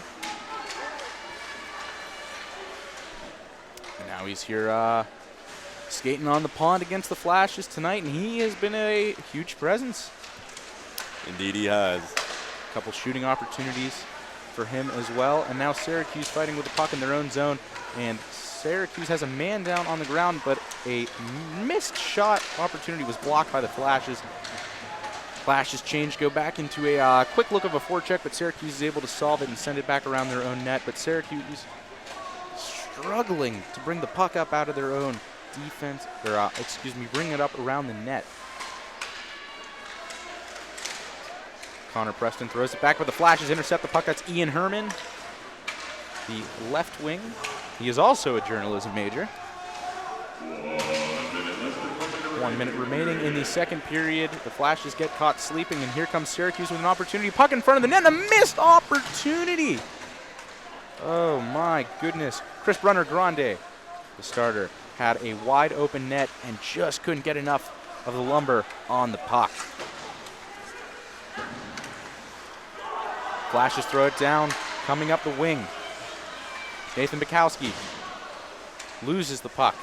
Now the Flashes fight for it in the corner. Syracuse trying to get it up out of their zone, and they clear it. Everybody comes back, and the Flashes throw it in. Offensive warning, but Ford Hatchett there to save it. But now the Flashes come back with the puck, a couple passes, and throws one at the net, and that goes up into the netting for a stoppage in play. That was a good save by Eric Parker for not letting the puck get in the 5-hole right there. I'll tell you what, Eric Parker, for As many shots as he has faced in this second period, to only have given up 2 goals. Wow. It is very impressive. You know, you got to give this Syracuse team some slack, too, just for being how young that they are. And they're playing very competitive here against this Kent State hockey team, who's already had a series under their belt. Yeah, this opening weekend for Syracuse, this has not got to be the start that they were looking for. Then again, when was the last time any team was looking forward to being down 2-0 in their first game of the season? That will end the second period. Syracuse fails to get on the board, but the Flashes make the most out of the opportunities. Their offense looked electric in the second period. Golden Flash is definitely setting the momentum for the rest of this period, and I think they're going to be setting the momentum for the rest of this game if they keep on doing what they've been doing. As the players congratulate Tyler Gelenick on an awesome game so far. He has not given up a single goal through 2 periods of action. And the Flashes, they got to keep the momentum going into the second period or third period. Indeed they do. Well, you mentioned one WWE reference out there, Joey Gallo. Well, you know, Tyler Gelenick's Iron Sheik out there because he's a brick. He is an iron wall, not letting anything go by. He's a brick wall. He's going to put him in the camel clutch, right? So far, Tyler Gelenick has been making great saves for the Flashes, but not a lot of offensive opportunities for Syracuse in that second period. The Flashes, though, you said it, James. You said they were going to come out in that second period and they were going to rock it. And they absolutely did. We saw 2 goals that were very, very impressive, including one from Alex Halupnik, and that's the one that put the Flashes on the board, and they rode that into momentum. He got a second goal just a few minutes later. Indeed they did. That first goal really set off the tone for the Flashes, and the second goal coming no more than 2 minutes after the first definitely is kind of putting Syracuse in this position where it's a fight-or-flight mode. And I think they're more so in the flight mode because they're kind of scrambling to get the puck, scrambling to get it out of the neutral zone into their own scoring zone. And I think they're definitely showing the inexperience of themselves as this new hockey team that they are. What few opportunities Syracuse has had in that second period came from sloppy stick handling and puck handling on the part of the Flashes. A few dropped sticks, a few mishandled passes, and that's going to be tough on the Flashes. If they're going to keep that up, Syracuse might capitalize on those opportunities and penalties for Syracuse. Now, there are no power play goals so far for the Flashes, but getting those 2 back-to-back goals and having 4 total penalties for the Orange, that's tough. You can't be making those penalties, and I get it's opening weekend. You got to work out some of the kinks, and Kent State learned that the hard way last weekend with as many penalties as they had, losing both of their games. The number 18 Syracuse Orange not looking too hot so far in that second period. No, they are not, and I really hope that they can turn it around because you don't really want to see a team do what they've been doing. You know, you want to see an interesting hockey game. You want to see a nice back and forth with these teams. And I know we keep stressing the fact that these are young kids, but they've definitely been showing that they know how to play hockey. And they've been proving that with their physicality. But what I would like to see is that their physicality move more into their teamwork and more into their team play by being able to handle the puck on the point and get some better shots in the slot. Syracuse has a lot of recruits from the New England region, which is particularly very, very great at the sport of hockey. We've seen some legends, some legendary players on some legendary teams. Hockey is a way of life in that area of the country, as it is a lot of the northern states, but having players come from the Northeast, having players come from Los Angeles, California. Adam Bedford had a couple great opportunities in the first and second period. He was a key forward for Syracuse, but yet unable to get anything on the net. No biscuits in the basket yet. They're looking to butter him up, but haven't been able to send her home so far. No, they are not, and I'll tell you what, Gelenick's the main reason. He's on a carb-free diet because he is not going to let any biscuits near his goal. Oh, my goodness. Now, like I said, last weekend, Tyler Gelenick, 9 goals allowed on 83 shots last weekend in 2 games against Pittsburgh. 4.55 goals allowed, 4 in the first game, 5 in the second game with a .892 save percentage. He's not faced a lot of shots tonight, but allowing no goals through 2 whole periods so far is going to make his numbers look good. And I'm serious when I say those numbers really did not reflect his style of play. Kent State's defense was a little sloppy last weekend, and he played well. Pitt was a hard-hitting team. They lost a couple players to injuries. Syracuse, they need to connect. Kent State needs to play better defense. They need to be better at getting the puck out of their defensive zone. So I got to say so far, Tyler Gelinek is your MVP of the game for the Flashes. I'm finding it hard to disagree with you so far. But a player that I saw impressive, Rob Ferrari. Rob Ferrari, he was the 13th man. He was not on one of the top 4 lines, and last week he got a goal. That was a huge opportunity. Coach Jim Underwood of the Flashes told me yesterday that he had the best week at practice, and then when I spoke with him, he told us that he was just looking forward to having more opportunities, and he was looking forward to being a leader. He is a senior. He's a 25-year-old senior. He's been playing hockey for 20 whole seasons. He said, I haven't been playing hockey like a 20-year veteran. I've been playing like somebody who just walked out onto the Pee-wee ice for the first time. But tonight he has an assist, a goal last weekend. If he keeps the hard work up and the effort up, Kent State is really going to be using that leader, that veteran, as not a crutch, but rather somebody to see and say, hey, that guy can do it. He's leading us. He's gritty. Let's go after it ourselves. And so far the Flashes have. Now, 2-0, as you can see on the top of your screen right now, through 2 whole periods. The Flashes have really shown a great effort, especially in the second period. They started off hot in the first period. Syracuse took over that first period. But then Tyler Gelinek, awesome saves left and right. Defense not looking amazing for the Flashes, and they went in. So we're going to send it. We're going to take a little break. We will be back with you. Golden Flashes 2, Orange 0 after 2 periods. Back in a mo.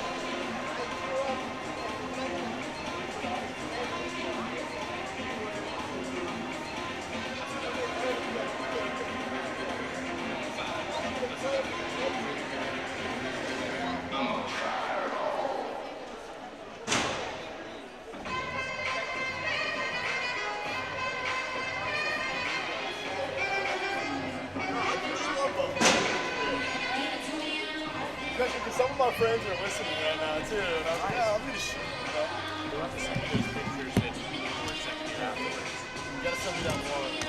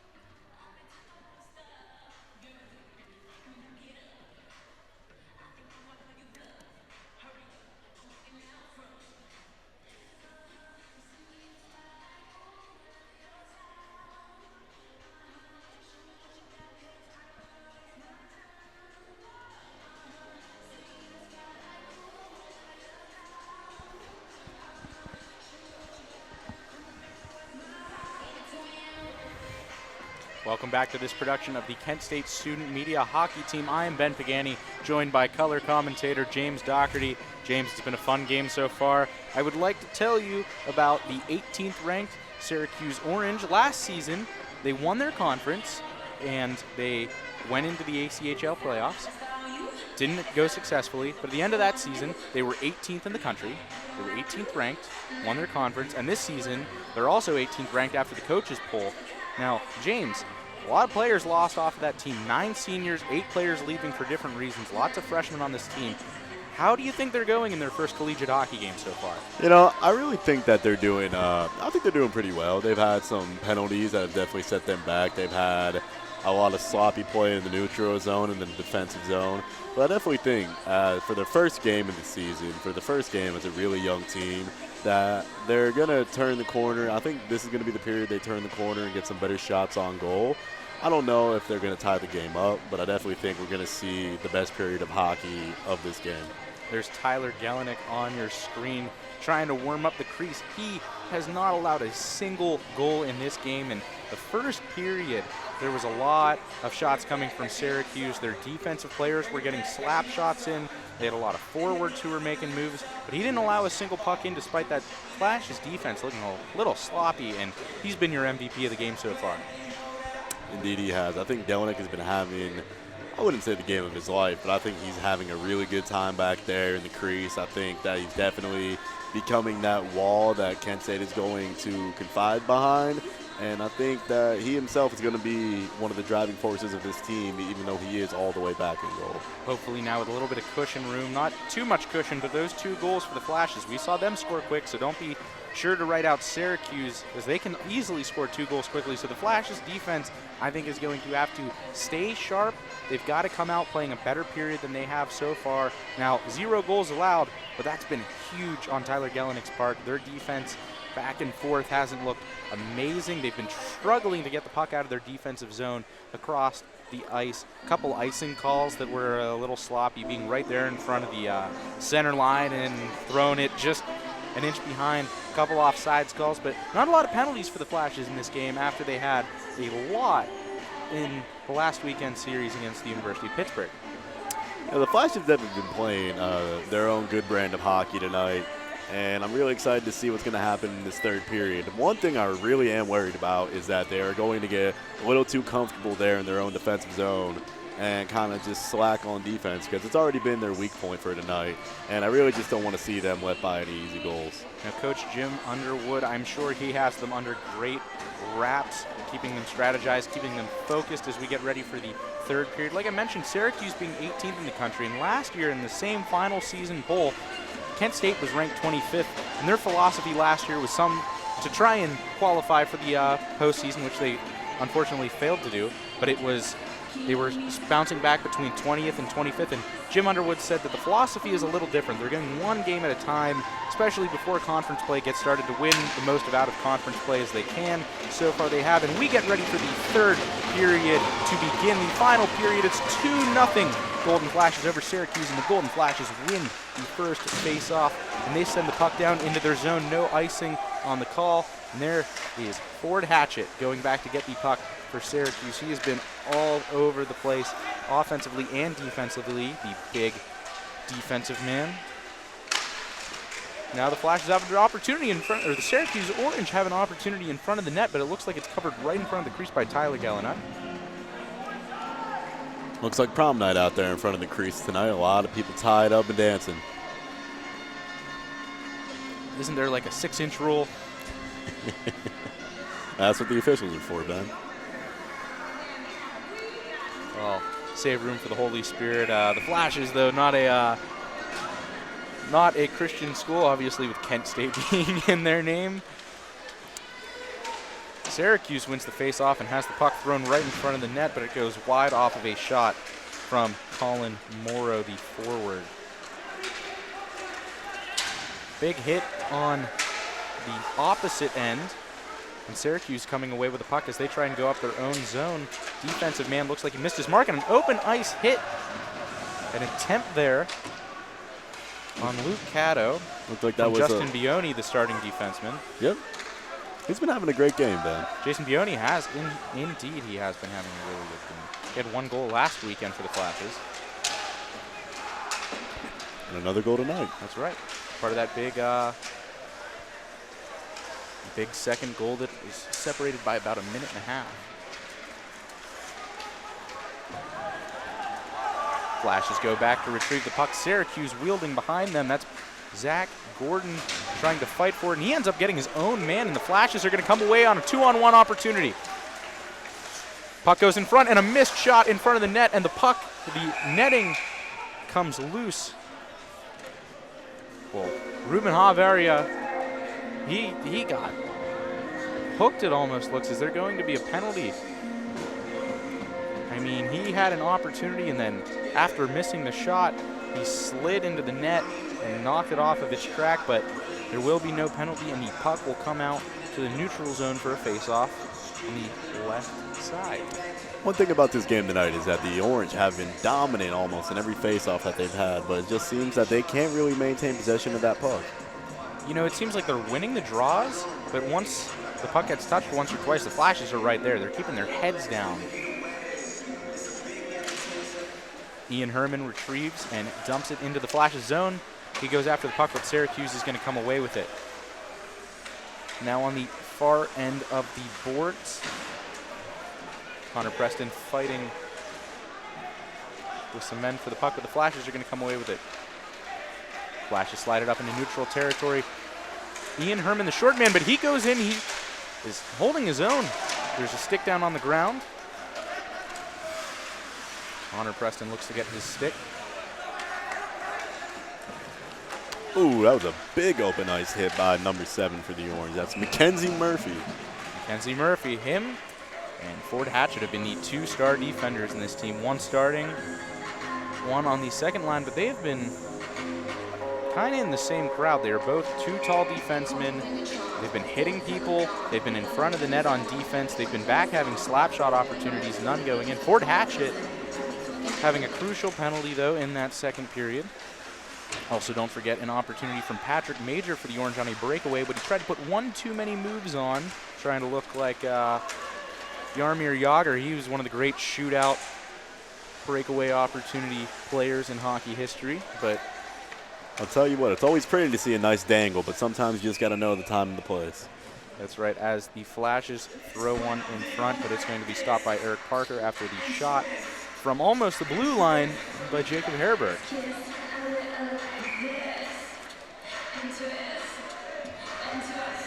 The Flashes ask for a line change, and the top 3 men are going to go out as the first line takes a stage, and Jason Smith is in there for the face-off. False start. Nobody's going to be sent out. Smith goes back in to take on Syracuse Matt Jacobs, and they're still fighting for the puck in the center, but Syracuse is going to come away with it behind their own net to gain some momentum. It's Ford Hatchett trying to get the puck up to center ice, and he does, and here comes Peter Owen Hayward, the captain, on the shot. And it's blocked, and oh, what an amazing save! Tyler Gelinek. The puck bounced off of his leg. Oh, my I tell you what, goodness. everyone on this Kent State Flash team better chip in to buy Gelinek a steak dinner tonight. Trying to get a garbage rebound. Tyler Gelinek says, no.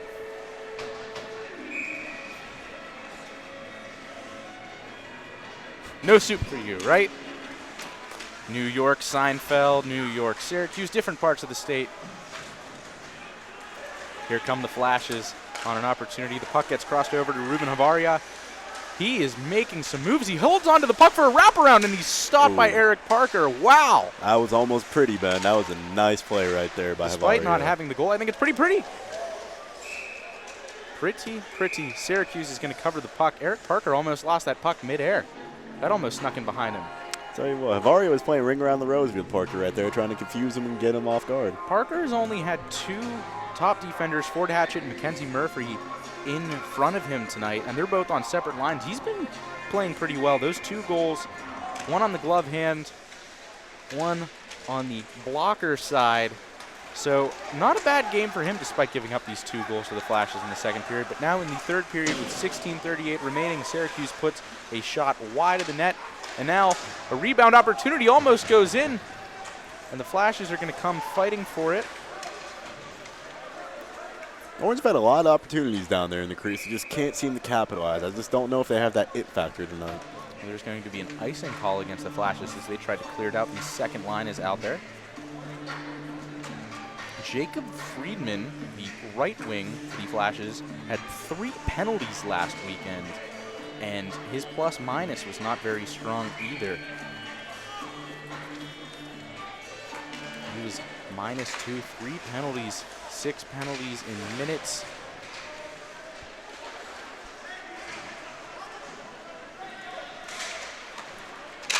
Flash is trying to get the puck out of their defensive zone. They've struggled so far in the game, and they do there. There's a almost a trip in front of the net, but here come Syracuse with a blocked shot, and Kent State is going to be able to clear it. Ruben Cavaria is facing it up against the boards, and Syracuse is able to come away with it. Syracuse sends it down the ice now, and Tyler Gelinek will go back to block.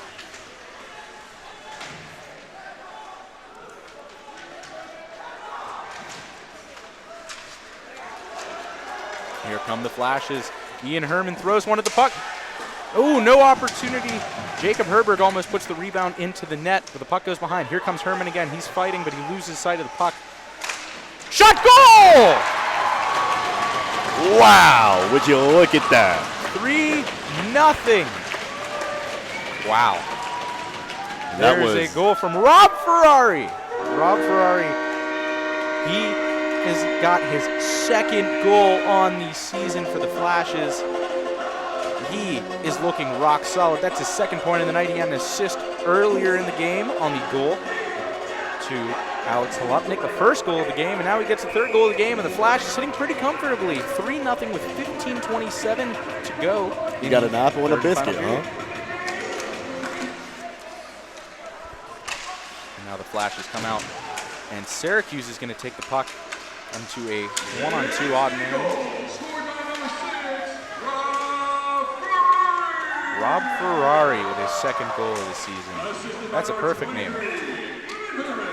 Ian Herman gets an apple on that play, and he threw a couple pucks in front of the net that it looked like there were just opportunities there. Jacob Herberg tried to throw one in the net, but Rob Ferrari able to get one in. There's a goal from the third line pair, Ian Herman and Rob Ferrari. Now face off in front of the Flashes net, and the Flashes are going to come away with it and send it up the board, but it stopped and almost ricocheted in front of the net, back out the center. There goes Mackenzie Murphy with a shot, and it's going to be covered up by Tyler Gelinek again. even with the dog piles, he is there. He throws his glove on top of it. Fights up in the crease tonight, and he's playing well all over the ice. He's stopping slap shots. He's not letting a lot of rebounds get out. He's got flash-like reflexes. What can I say? Flash-like reflexes. I love it. Everything's flash here in Kent State, ladies and gentlemen. That's right. Those of you who aren't familiar, our football team slogan is Flash Fast. Your meal plan is called a Flash Card. You get Flash Passes. If you attend an event, such as a hockey game, you might be given Flash Perks. A lot of school spirit here at Kent State. It's a great thing to see. A lot of school spirit, indeed.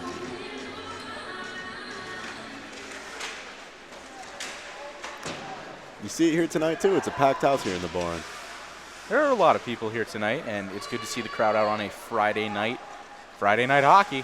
Again, what could you want? Fall weather, nice and cold. Ooh. Looks like a stick is broken on the ice. Broken twig out there. Be careful. Don't trip over that branch.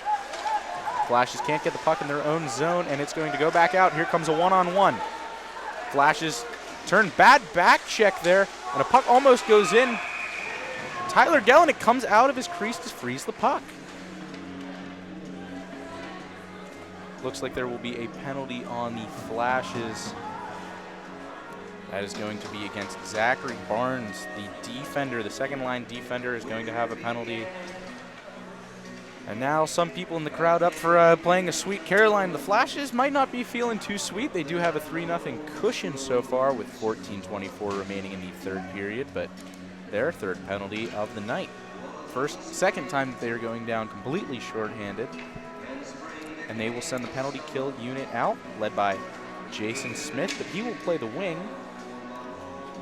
And here comes the faceoff. Matt Jacobs out for Syracuse.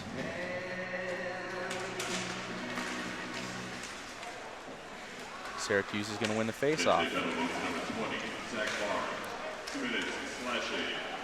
Playing a little bit of faking in.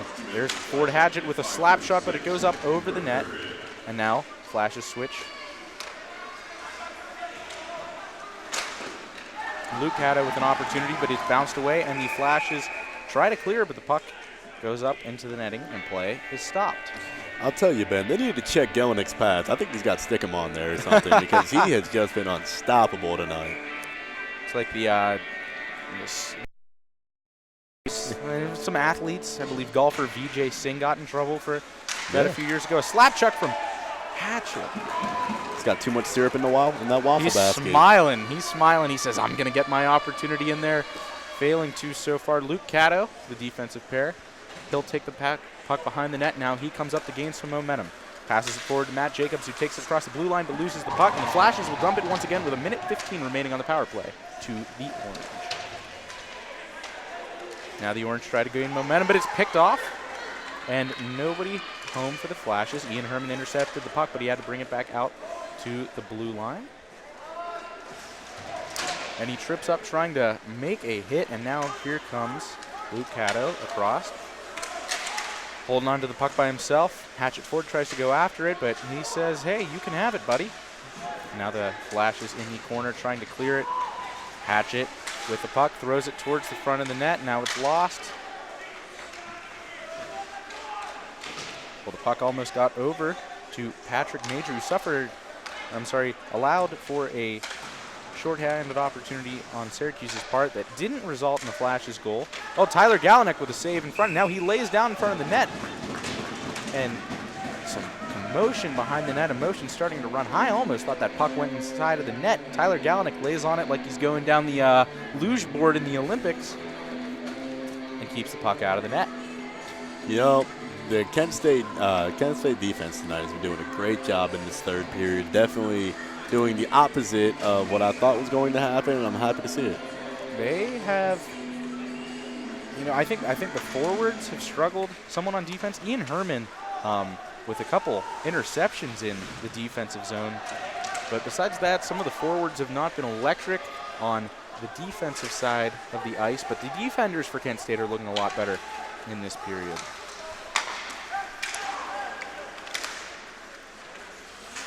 Justin Dione has been playing very well for the Flashes. Is out of the penalty box on the Flashes for even strength with 12:18 to go in this period.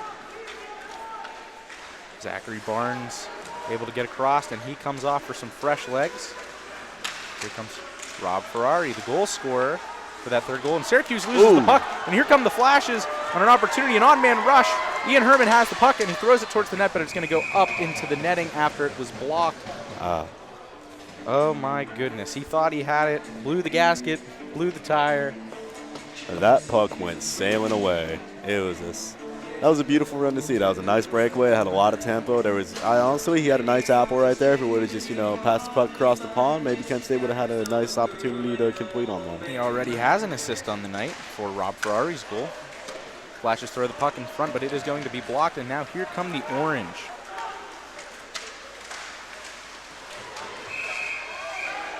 There's a stoppage in play. Is that going to be perhaps a penalty? The puck wasn't frozen. They thought he had it frozen almost, and now Syracuse is starting to fight back a little bit with Syracuse. Too quick with the whistle there is the ref. It's too bad, but another save for Tyler Gelnick.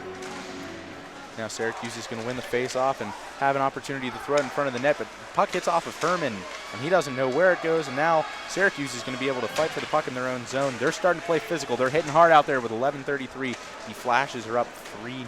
The emotion's starting to run high in the blood of the freshmen, the young Orange team, ranked 18th in the nation as of tonight.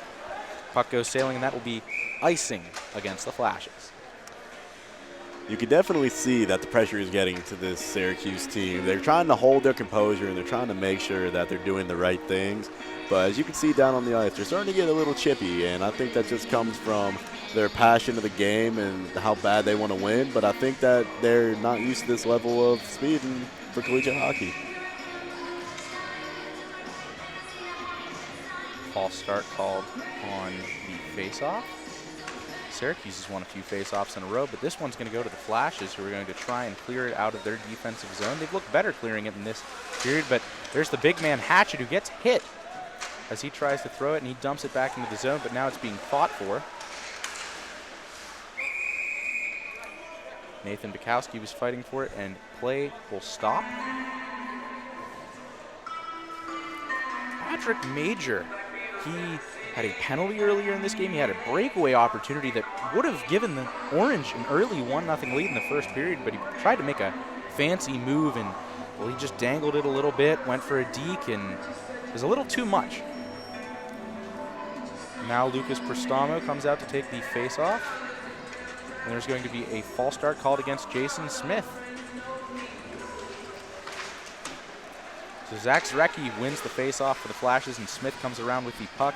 That is going to go to Justin Bioni, who's fighting for it, and the Flashes get it into the neutral zone. Playing better in the neutral zone are the Flashes after clogging it up a lot in practice even. Coach Underwood was not pleased with that, but they have been playing better there. A trip up there. Trent Bubanik tripping while playing on the back check. And a sweet pass through the legs of Syracuse's defense and Connor Preston. Now the Flashes looking to try and get a puck back in their defensive zone, and they find it, but the shot is blocked, and here comes Hatchett. Ford Hatchett has been, he's the standout player for Syracuse. I mean, you can't miss him on the ice. He's huge, but a lot of the opportunities for the Flashes, this game could be a lot higher scoring for the Flashes if it wasn't for him. And nobody's even going to try and stop him. It's 1-on-4 right now in the zone for him. He throws the puck in front of the net, and Syracuse scores! Wow. Off of the assist from Hatchett. Ford Hatchett looking really, really good there. And that goal, I believe, is going to belong to their captain. That's number 17, Peter Owen Hayward. That was a great play there. 9:59. We're halfway through this third period, and don't call it quite over yet. The even strength goal. It's now 3-1. Flashes. Syracuse with their first goal of the season, their 60th season. Congratulations to all the Syracuse hockey fans celebrating that milestone year for them. Here comes the face-off. This game is not over yet, folks. Tell you what, hopefully that goal brings Golecki down there. Gelenick down to earth. I know he's been having a stellar game, but, you know, sometimes you can't have a perfect game. Looked like the glove hand was a little slow to get up there, but he has made a lot of glove saves in this game. A rare mistake in this game for Tyler Gelenick. Goal scored by number 17, Peter Owen Hayward. Assisted by number 6, Corey Patchen. Hayward and Hatchet at 10:01 of the third period. Hayward and Hatchet, the defensive man makes his mark, and the captain, Hayward, scores the Orange's first goal. Now the offense was supposed to be the big returning factor, and a couple scrum in front of the Syracuse bench. It really looked like Justin Bioni was throwing some hands, and it looks like he is going in the opposite direction of the ice, and that means Syracuse is going on a power play. Oh, is it going to be 4-on-4? It looks like it will be dueling minors. I spoke too soon. It's going to be Vincent Baroni from Glen Rock, New Jersey.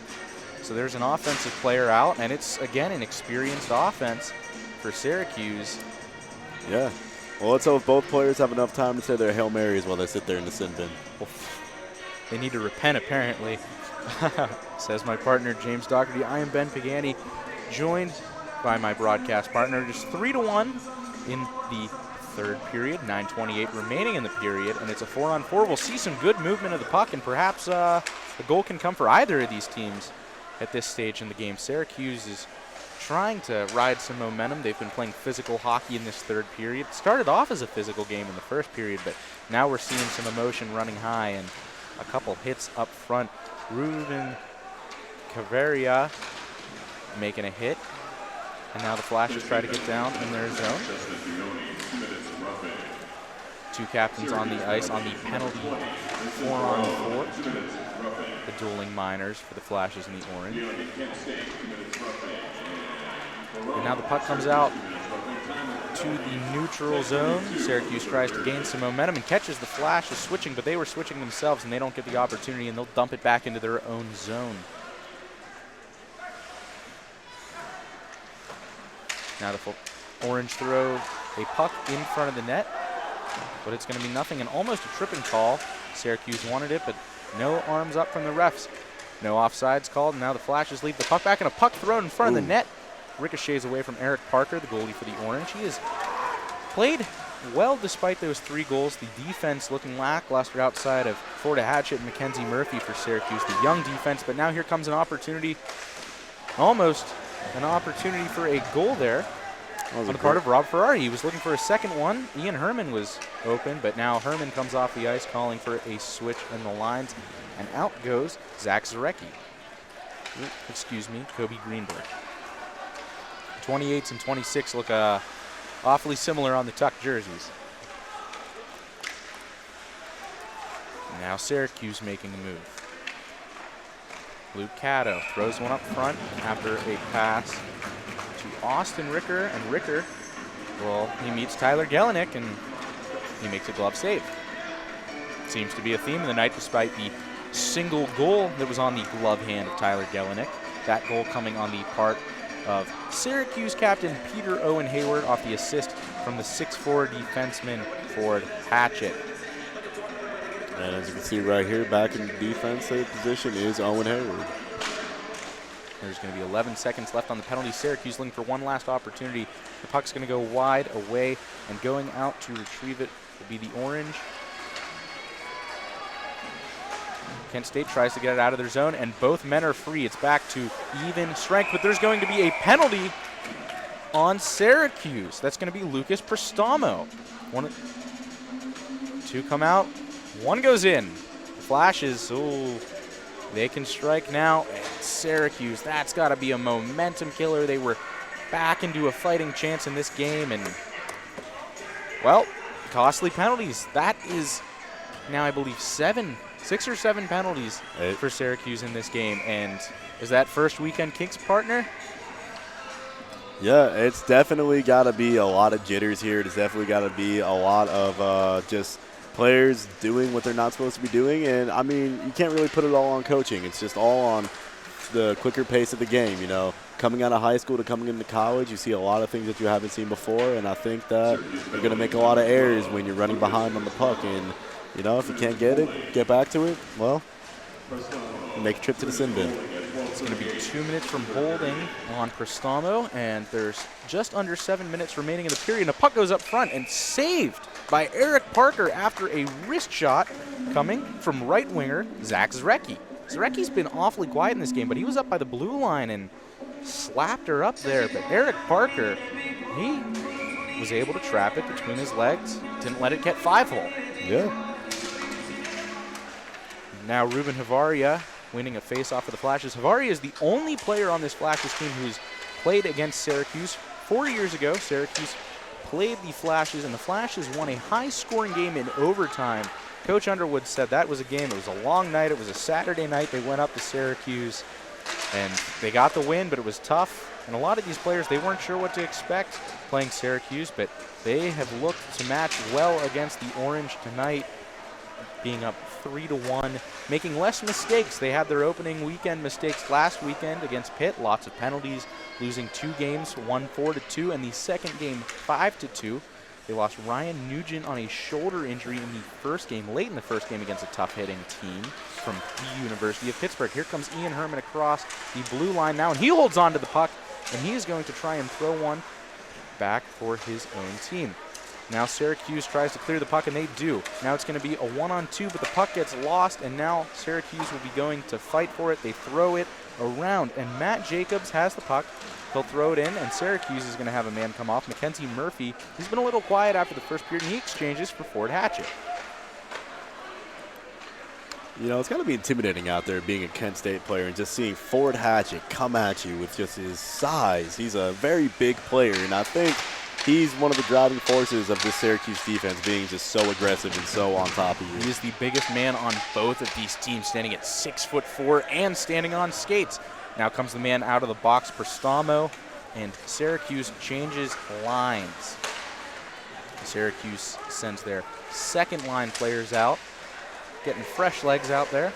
Not bad to have your second line as your fresh legs after a penalty kill. And now Kent State still has the puck after having the puck for 2 minutes in the power play opportunity, which they have no luck on the power play tonight, despite several opportunities, all 3 goals coming at even strength.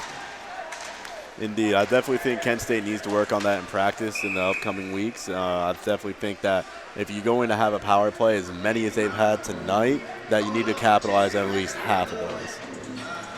Well, there are 4 minutes and 45 seconds remaining in this third and final period. James, the defense for Syracuse has been so slow all night.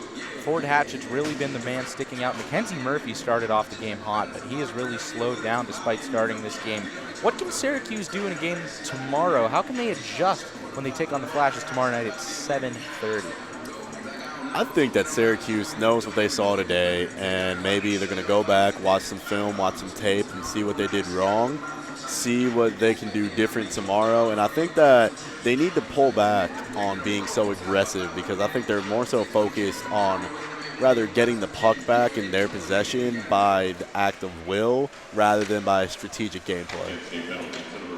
I wholeheartedly agree. Nathaniel Schwartz loses the face-off for the Flashes. Puck thrown behind the net, and there's going to be Lucas Prestamo, who just served the penalty, throwing it back out to center ice. But now he has the puck, and he sends it towards the net, and it's actually blocked out of the way by his own man. Connor Preston sends it down, but now Preston's calling for the puck. But instead it's going to be passed over to Caleb Decker. Decker throws it in front of the net. Now it's on the side of the net. Adam Bedford throws it back out to Decker. Now comes Bedford, the man from Los Angeles, California. Bedford throws it across. Mackenzie Murphy throws the puck to the net. It goes wide. How about another chance? No, he sends it across. Lucas Prestamo scores! Wow. They took advantage of that power play opportunity. It's 3-2. The power play goal from Prestamo. He comes out of the bin, and he says, you know what? I made a mistake. We had a good penalty kill, and now he's fired up. He's screaming, woo! Right at his bench, like a little Ric Flair action. How many pro wrestling references can we get in tonight? It is now 3-2 with 3:56 remaining in this game. And now the Flashes, after sitting comfortably at a 3-2 lead, slowing down maybe a little too comfortable. And this game is still tight Well, it's nice to see Herbert back on the ice. He's one of Kent State's defenders, and definitely that's what killed him on that power play opportunity. Now here comes Syracuse riding on momentum. Matt Jacobs with a shot, and it goes wide of the net. Syracuse loses the puck, and now every man will have to come back a little slower. But they're passing it well. They are definitely fired up. Kent State's going to have the puck, but they lose it. Herman loses it in his own zone. Excuse me, Tyler Miller loses in his own zone. And here comes Syracuse. They try to send it out on front. Now the puck goes to Luke Cato. Luke Cato throws it in front, and Tyler Gelenick slowing down, perhaps at the stake of the Kent State defense in this third period, holds onto the puck. 3:23 remaining. They say that a 3-0 lead is the worst lead to have in hockey because, you know, you start to think, okay, we're up 3-0, but as we saw the Flashes do in the second period, 2 goals is easy to score in quick time if you're riding momentum. So the Flashes to be up 3-0, not make any opportunities late in the second period. Kent State has a man lose their stick in front of the net, and now we're going to have a delayed penalty call on Syracuse.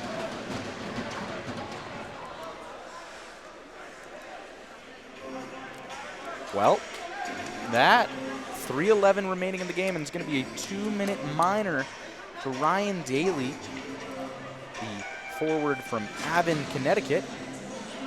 He's going to sit, think about what he did, and his coach might make him sit on the bus right back to the hotel tonight and think about what he did, because Syracuse was riding this momentum. It was 3-2. It was a tight game, and he's making stupid mistakes, to be blunt about it, in front of the net. You can't be pressing somebody and ripping their stick out of their hand.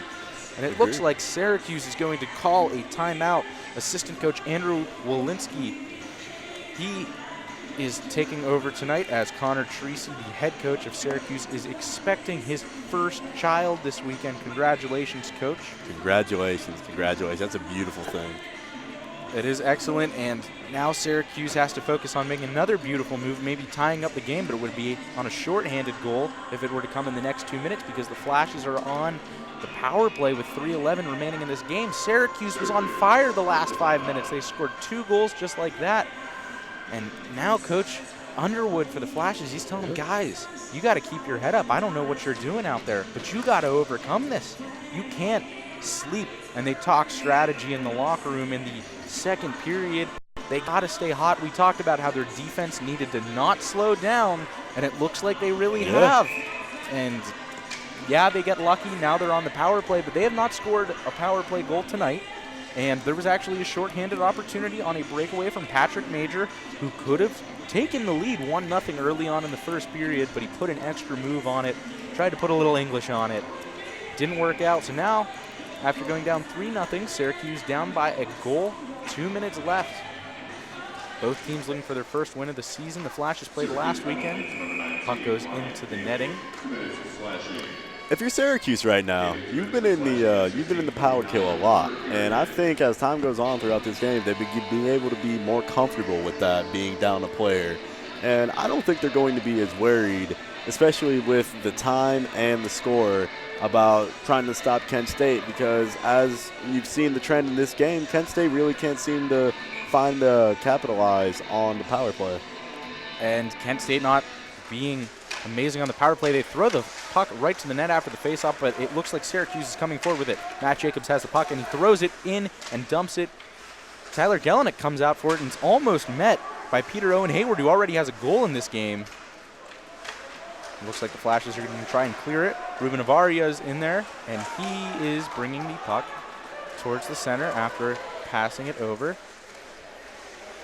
Zach Zarecki, a little bit of the lines changing up on the power play throughout the night for the Flashes, mixing it between the first and second lines, getting a little more creative.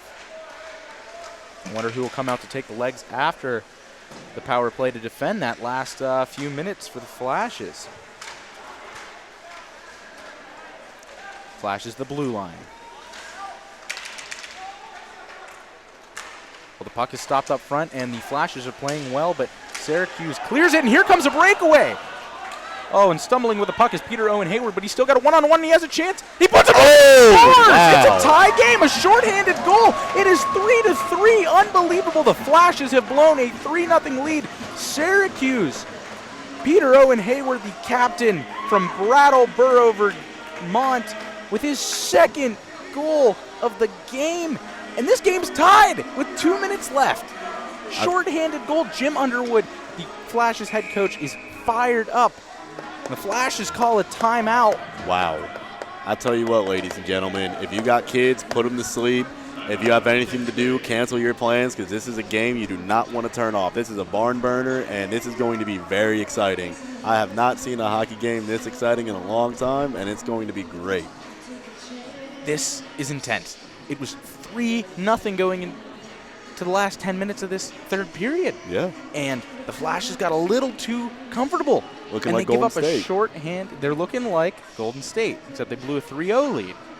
Wow. I am shell-shocked. I am almost speechless. Peter Owen Hayward lost the puck but was able to come up with it and put a move on Tyler Gelenick. And your MVP of the game going into this period is not looking so hot, but the defense, oh my, to give up a shorthanded goal with such little time left, and now the game's tied. Yes. Perhaps going to see overtime, and we'll have the center ice face-off as Kent State sends their second line out. And it's surprising that Syracuse was able to capitalize on Kent State's power play. Flash is lined up with two centers out there, Hunter Hillebrecht and the third-line center, Alex Alepnik, who has a goal in this game. And the Flash is sloppy with stick work and puck control again. Now they're having the puck in their own defensive zone after winning a face-off, and it's almost intercepted by Syracuse. But here comes the Flashes into their own zone. Hunter Hillebrecht throws the puck up front. Will the Flashes look to some seniors, some veteran leaders, with the puck in front of the net? Hillebrecht almost holds on to it. There is an orange player down, but he gets back up. That would be number 12, Lucas Prestamo, who has a goal. The goal that put Syracuse down by just one. Minute 23 remaining in this tie game. 9 seconds left on the power play for the Flashes. It has looked sloppy, and they gave up a shorthanded goal. Now they're back in the defensive zone trying to make a pass across the ice to try and get a wide-angle shot like Coach Coach Jim Underwood stressed. Now the Flashes looking for an opportunity to even strength now, and the Flashes are going to change some players. Another missed power play opportunity for the Flashes. Onto the ice comes right winger Zach Zrecki. The puck is going to go past the Flashes into their own zone, and Syracuse, who's coming back from switching lines, catches Kent State switching lines. And Kent State, who struggled to get the puck out of the defensive zone tonight, coming forward. Now the Flash's first line struggling behind the net. Syracuse goes to the forecheck. A slap shot almost sneaks behind Eric Parker.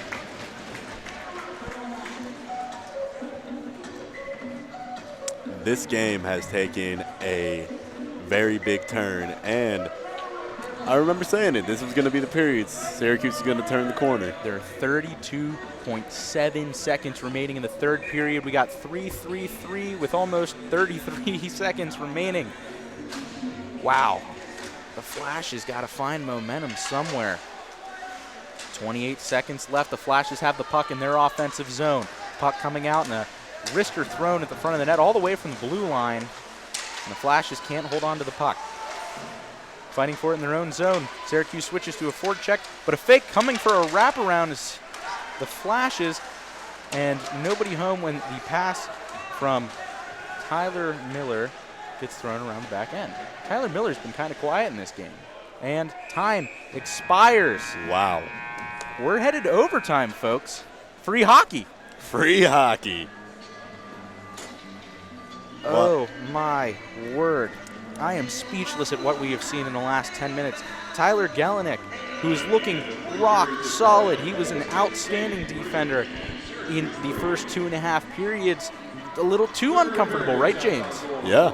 I really don't know what's been going on in this period. I definitely think that Syracuse has found their momentum, and I think that they're rolling with it. And to be honest, I don't think anyone saw this coming from the Orange. Now, if you were the Flashes, James, how do you try and keep your head up? You were up 3-0, you lost it, and now you go to overtime, and you haven't won a game all season. Syracuse, well, this is their first game of the season. It's coming down to the wire. Well, it's overtime. It might be 3-3, but it's 0-0. You haven't won a game. They haven't won a game. This is winner take all. This is the moment where you prove the men from the boys that who is going to be the one to step up to lead this team to victory. And I think Syracuse is having the same thoughts right now as well, because this is their first game of the season. Their head coach is having a baby right now. They have a lot on the line. They have a lot to play for. Syracuse. Now, Coach Underwood for the Flashes stresses going one game at a time, 0-0. That was a great analogy here. And Syracuse, they got a win for their coach. These freshmen, how awesome would it be for them to win their first game, ride momentum into the second game tomorrow? This one isn't over yet. We're going to see how tomorrow goes as the players head back towards the ice, talking some final strategy. Both goalies on the ice, Eric Parker for the Orange and Tyler Galenick for the Flashes, both allowing 3 goals. Some inconsistent defense for both these teams in this game. But here we go for a little 3-on-3 action. Get ready for the most exciting 5 minutes in the world of sports. 3-on-3 overtime hockey. Syracuse is going to win the first face-off. I don't know where I'd rather be right now, Ben. I am glad that I'm with you, partner. Let's call this as Syracuse tries to swing some momentum. There is their captain. Wow. Trying to miss on a hit. There's their captain, Peter Owen Hayward, who has 2 goals tonight, and he's out there with Ford Hatchett. They have been dynamic, a goal and an assist for each other tonight. Hatchett has been electric. He's the biggest man on the team. Flash is trying to change, but the puck is going to come down, and Tyler Galenick's going to come out of goal and throw it across the net, but the puck almost gets lost, and he gets back into the net. Oh, my. Matt Jacobs almost had a wide-open net for Syracuse. The puck goes in, he scores! Oh, and the puck comes off. It almost looked like a goal, but it looks like the net came out of the crease as the puck was crossing. If only we had video replay, we would show you that again. But I'll tell you what happened. It looked like Syracuse was putting this game away. It did. Tyler Galenick came out of the net, had a sloppy pass across to his defender. His defender could not hold on to the puck, and he had to scramble back into the net. Syracuse almost put it home, and the puck, it looked like it was crossing the line, and Tyler Galenick backs into the netting, and the goal comes out of its own placement. Stoppage in play, 4:13 remaining in this overtime period. The Flash has got to be careful on defense. That was a lot of sloppy play back there. Galenick leaving the net, and then you have, I can't really see who it was. I think it was number 19, Jason Smith, with the sloppy stick play, just letting the puck go out into the open ice. The first overtime game for the Flashes this season, of course, obviously for Syracuse as well, and not a lot of 3-on-3 practice this week for the Flashes. They were doing a lot of game simulation, but maybe not quite for overtime, and who would have thought they'd be at overtime? Here comes Jason Smith across the ice, and he is going to leave it, and the puck almost goes in off of an opportunity for Zach Zrecki.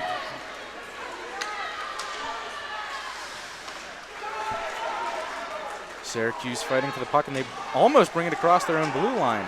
Looked like almost offsides, but the refs say no. There's almost a goal, but Tyler Galenick is able to freeze the puck.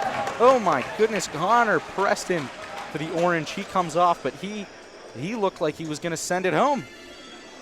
Galenick fighting for his life down there in the crease, and I'll tell you what, he made though. He's let go 3 goals this game. I still think he's been having one stellar game along with Eric Parker. 3-3 does not tell the story of how good these goalies have been tonight. If you're just now tuning in to watch this game, oh man, I hope you go back and watch it, because this has been one for the history books. It's been a roller coaster, hasn't it? History books for been. Syracuse as they start their 60th season tonight in club history. I'll tell you what, I think the man tonight who's going to win this game for Syracuse is going to be Ford Hatchett. I think he just has gotta be. He's got the menacing presence on the ice. You just look at him, and it reminds me of just like a lumberjack out there. He's got this big lumber in his hands. He's got the big old mitts on, and I just think that he's going to be the it factor for the Orange tonight. The it factor for the Orange, indeed, he has been. He's hitting the puck. He's taking shots. He had an assist to Peter Owen Hayward's first goal, the first goal that Syracuse was able to have. And then they had a goal from Lucas Pastramo. And then they had another goal from their captain, Peter Owen Hayward, on a breakaway to tie this game up with just over 2 minutes remaining in regulation. There's 3:39 remaining in the overtime period. I'll tell you And what. the net keeps coming off down there. You need to get an engineer down here or something. Oh, there's a fine school of engineering I know of right where we are. Really? Yeah. I hear they do a pretty good job from time to time. I wonder, there's a lot of students in attendance tonight. Maybe one can come down. Do we have an architecture or an engineer in the house, ladies and That'd be gentlemen? nice. I'm curious. You know what I'd like to see in this house? A win for the Kent State Golden Flashes. The Flash's momentum has definitely decreased, especially here in overtime. A lot of the first minute and a half here in the overtime period has been spent in Syracuse's zone. They have had 3 shots it looked like they were trying to send home and maybe get a bottle rocket. It looked like they did. And that one shot that went in, but the crease came off, and oh my. I'll tell you what. So it looks like the refs will change the peg in the net. That is the 3rd time it has come off in a row. The last 3 shifts have ended by the net being dislodged. A lot of this 3-on-3 play, too, it does come down to conditioning. Which team has had the better conditioning throughout the offseason? Which team is going to have the players that are going to be able to hold their breath and be able to push through the pain? Sure, of course, stamina is all important. Syracuse throws a puck through the net courtesy of Adam Bedford from Los Angeles, California. Like to mention that because it's just a strange place to be from. Now here comes Ian Herman making some moves to short man, but he gets stood up and he's still on the ground trying to fight back. He needs to change as Syracuse comes on. It's a 3-on-1 for the Orange. And they get an opportunity stopped by Tyler Gelnick. Alex Halupnik was the only player on the Flash's defensive side on the back check, and he was able to shut down some of that wide angle shot. And Tyler Gelnick covers it up. I don't know about you, my heart is racing with Indeed it 3:15 remaining in the overtime period. So, looks to be that there's a full line change out there for the Flashes right now, along with the Orange. Here comes Ruben Havaria out for the faceoff, but he will lose it, and the Orange are going to throw the puck towards the net, but now a fight up across the boards. Flash is trying to gain momentum, swinging behind the net. Havaria swings the puck up into the neutral zone, but waiting for the puck is Peter Owen Hayward, the center who plays a lot further back than most centers do in hockey. He is just a great presence for Syracuse. They have got to be proud of their captain. What a great leader he's been in this game. Here comes Kent State. They're going to have a chance at a 2-on-0, and Kent State has a chance, but it's covered up, and the other net comes dislodged. Oh, my word. I'll tell you what, right now on that play, it looked like minimum skill, maximum effort. He was doing whatever he could to put the biscuit in the basket. Jacob Herberg was trying to get that clinching goal. He comes to the bench looking disappointed, but he's greeted by his teammates. They're saying, keep your head up, we're going to need you. Line change for the Flashes as Jason Smith is out at right wing, the other captain for the team. Toby Greenberg loses the face-off, and Syracuse sends the puck up front but can't hold on to it. But they're going to have a one-on-one opportunity. They'll swing the puck behind the net, and the puck almost goes in front and throws it, but it's stopped by Tyler Gelnick, who will pass it out to Jason Smith. Jason Smith passes it to Toby Greenberg, and he loses the puck, and the net comes dislodged again. That is the 5th time that either of these nets have been dislodged in overtime. Wow. At this point, it's just prolonging the game. Now, Syracuse is starting to argue that it should be a penalty. That's possible. Lucas Prestamo is arguing with the refs, and now comes Ford Hatchett to plead that, hey, they're knocking it off. They are pushing the net, he says, but the referee's not really having any of it as they fight again to put the net back down on the pegs. This is ludicrous. I have never seen anything like this. Nor have I, Ben. The nets have been fine all game, and then you put less players on the rink, more commotion. In all of my day as a hockey announcer, I have never seen such a thing. We laugh because this is the first broadcast for either James or I. Syracuse comes away after the face-off, and they swing the puck around the net, looking for a fake. There's Lucas Prestamo. He throws the puck in front of the net, and it's clear, but Tyler Gelnick covers it up right on the crease, and the Wouldn't you know, after a scrum, a slobber knocker almost in front of the net. And The net comes dislodged a 6th time. Would you have seen it coming if I told you it was going to happen? I would have seen it. Yeah. I mean, this overtime has been intense, but 5 minutes of overtime, there's 2:03 remaining in the overtime period, and there have just 6 stoppages now in less than 3 minutes for the net coming dislodged on both ends of the ice. Well, I'll tell you what, it's a good thing it's a Friday night and I'm stuck here in the KSU Ice Arena because this has been a great game. Patrick Major loses a rare face-off loss for him, and the Flashes are going to send the puck up into the neutral zone, fighting for it along the benches, but Syracuse is going to come away with the puck. Syracuse sends the puck down to Adam Bedford. Adam Bedford's fighting, trying to make a move. Patrick Major stands alone out in front of the net. He'll take the pass and gets a wide shot, but it's bounced, skids across the rough ice.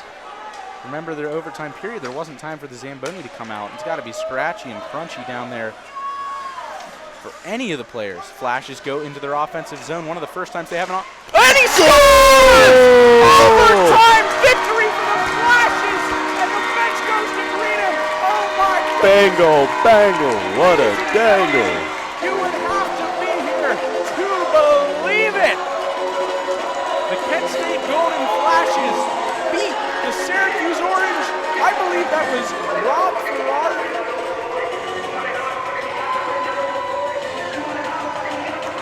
Oh my goodness. Oh my It is. Rob Ferrari, the senior who just last week, he was playing 13th man.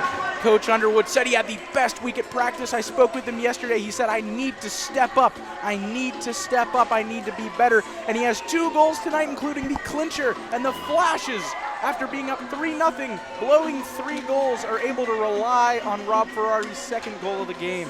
And the Flashes have their first victory of the season. Pure pandemonium here in the KSU Ice Arena. Kent State Golden Flashes say cheers to their fans for sticking around, sticking with us through this one. Wow, I am in awe. What an incredible game we were here to witness. And the Flashes get their first victory of the season in their 3rd game of the season, and they beat the 18th ranked Syracuse Orange, and they will meet tomorrow night for part 2. But part 1, James, what a game. As Vern Lundquist would say, wow. That has been electrifying, amazing. I can't find enough adjectives to describe this game. The first period, there wasn't too much action going on. It was a little boring, to say the least. Second period, Kent State came out with a bang, bang, bang, 2 goals in a row. And then Syracuse came crawling back. They were fighting, they were scrapping, they were doing everything they could to get that win. And then this has been one of the most exciting overtimes I've ever seen. And that just last little dangle play got it right through the goalie. Beautiful. I thought this game was over when the Flashes were up 3-0. I thought this game was over for the Flashes whenever they blew their 3-0 lead. And then they win in overtime, and we're now joined by Coach Jim Underwood. Coach! We'll get you wired up here. Coach Underwood. Hey, Ben, how you doing? Congratulations on the first victory of the season for the Flashes. I gotta ask, that was an emotional roller coaster of a game. What do you tell kids when you just gave up 3 goals and you're going into overtime and momentum is not on your side? Well, that's the problem. When we're so young, I'm the one that has to tell them to kind of walk it through. When you have a veteran team, you know, they'll handle themselves. They'll know what it takes. So, yeah, we're happy to get the first win. You know, Syracuse is a very good team. They're big, physical, and we matched up pretty well, I thought. I mean, yeah, we took a few minutes off in the 3rd period, but we're excited to have the win. You won the game. Rob Ferrari. Wow, we talked about him yesterday. We did, didn't we, huh? He had an awesome week at practice, and he showed up for you. He has 3 goals on the season, 2 tonight in the overtime winner. What do you have to say about your senior? Well, I expect that every single night. And, you know, I just wanted to really comment and commend on how Rob handled last weekend, where it wasn't his best weekend. And, you know, we made changes because of it. He responded well on Saturday last week for the ice time he earned. He had a phenomenal practice all week long. And today, it just rolled right into today's game. And we need that every single night. He knows it. We know it. And a guy like him, he should be able to score 15, 20 goals a year for us. Coach Underwood, tomorrow night you got the same Syracuse Orange team. We do. And it was a physical game, especially later on tonight. What do you expect tomorrow? Well, I expect the same type of game. You know, it's going to be, they're going to get their chances. We're going to have our chances. You know, we're banged up. Even after our third game, we have a few Band-Aids right now that we need to kind of patch up, and hopefully we can get our lineup back to full strength. But I tell you, it was a good win for us tonight. Very good win. It absolutely was. Coach Underwood, thank you so you much. very much. Go give your team some pointers. I will. We will see you tomorrow. All right, thanks, I'll take guys. that headset back. Enjoy the win. Well, that was Coach Jim Underwood talking with us. The Kent State Golden Flashes were up 3-0 with just 10 minutes remaining in this matchup, and they gave up 3 goals. And we were thinking Syracuse has all the momentum, and then overtime comes, and the net gets dislodged and gets dislodged again. It happened 6 times in one overtime period. But Rob Ferrari, the 25-year-old senior, he comes out. He makes the most of his time on the ice. He has 3 goals in 2 games. He had a great practice this week, and it sure showed for it. James, what say you? I think that Kent State definitely took what they learned in practice, brought it to this game here today, did as best as they could, even though they may have let some goals go by. But I definitely think that Kent State showed up today wanting it more than Syracuse. And it doesn't even matter that I think the 3 goals were very pertinent in the beginning of this game. Syracuse, honestly, they just had that momentum riding forward after they scored that first goal. But when it came down to the nitty-gritty of it, Kent State just wanted it that much more, and I think that was why the Golden Flashes won this game tonight. All right. Well, we're here at the KSU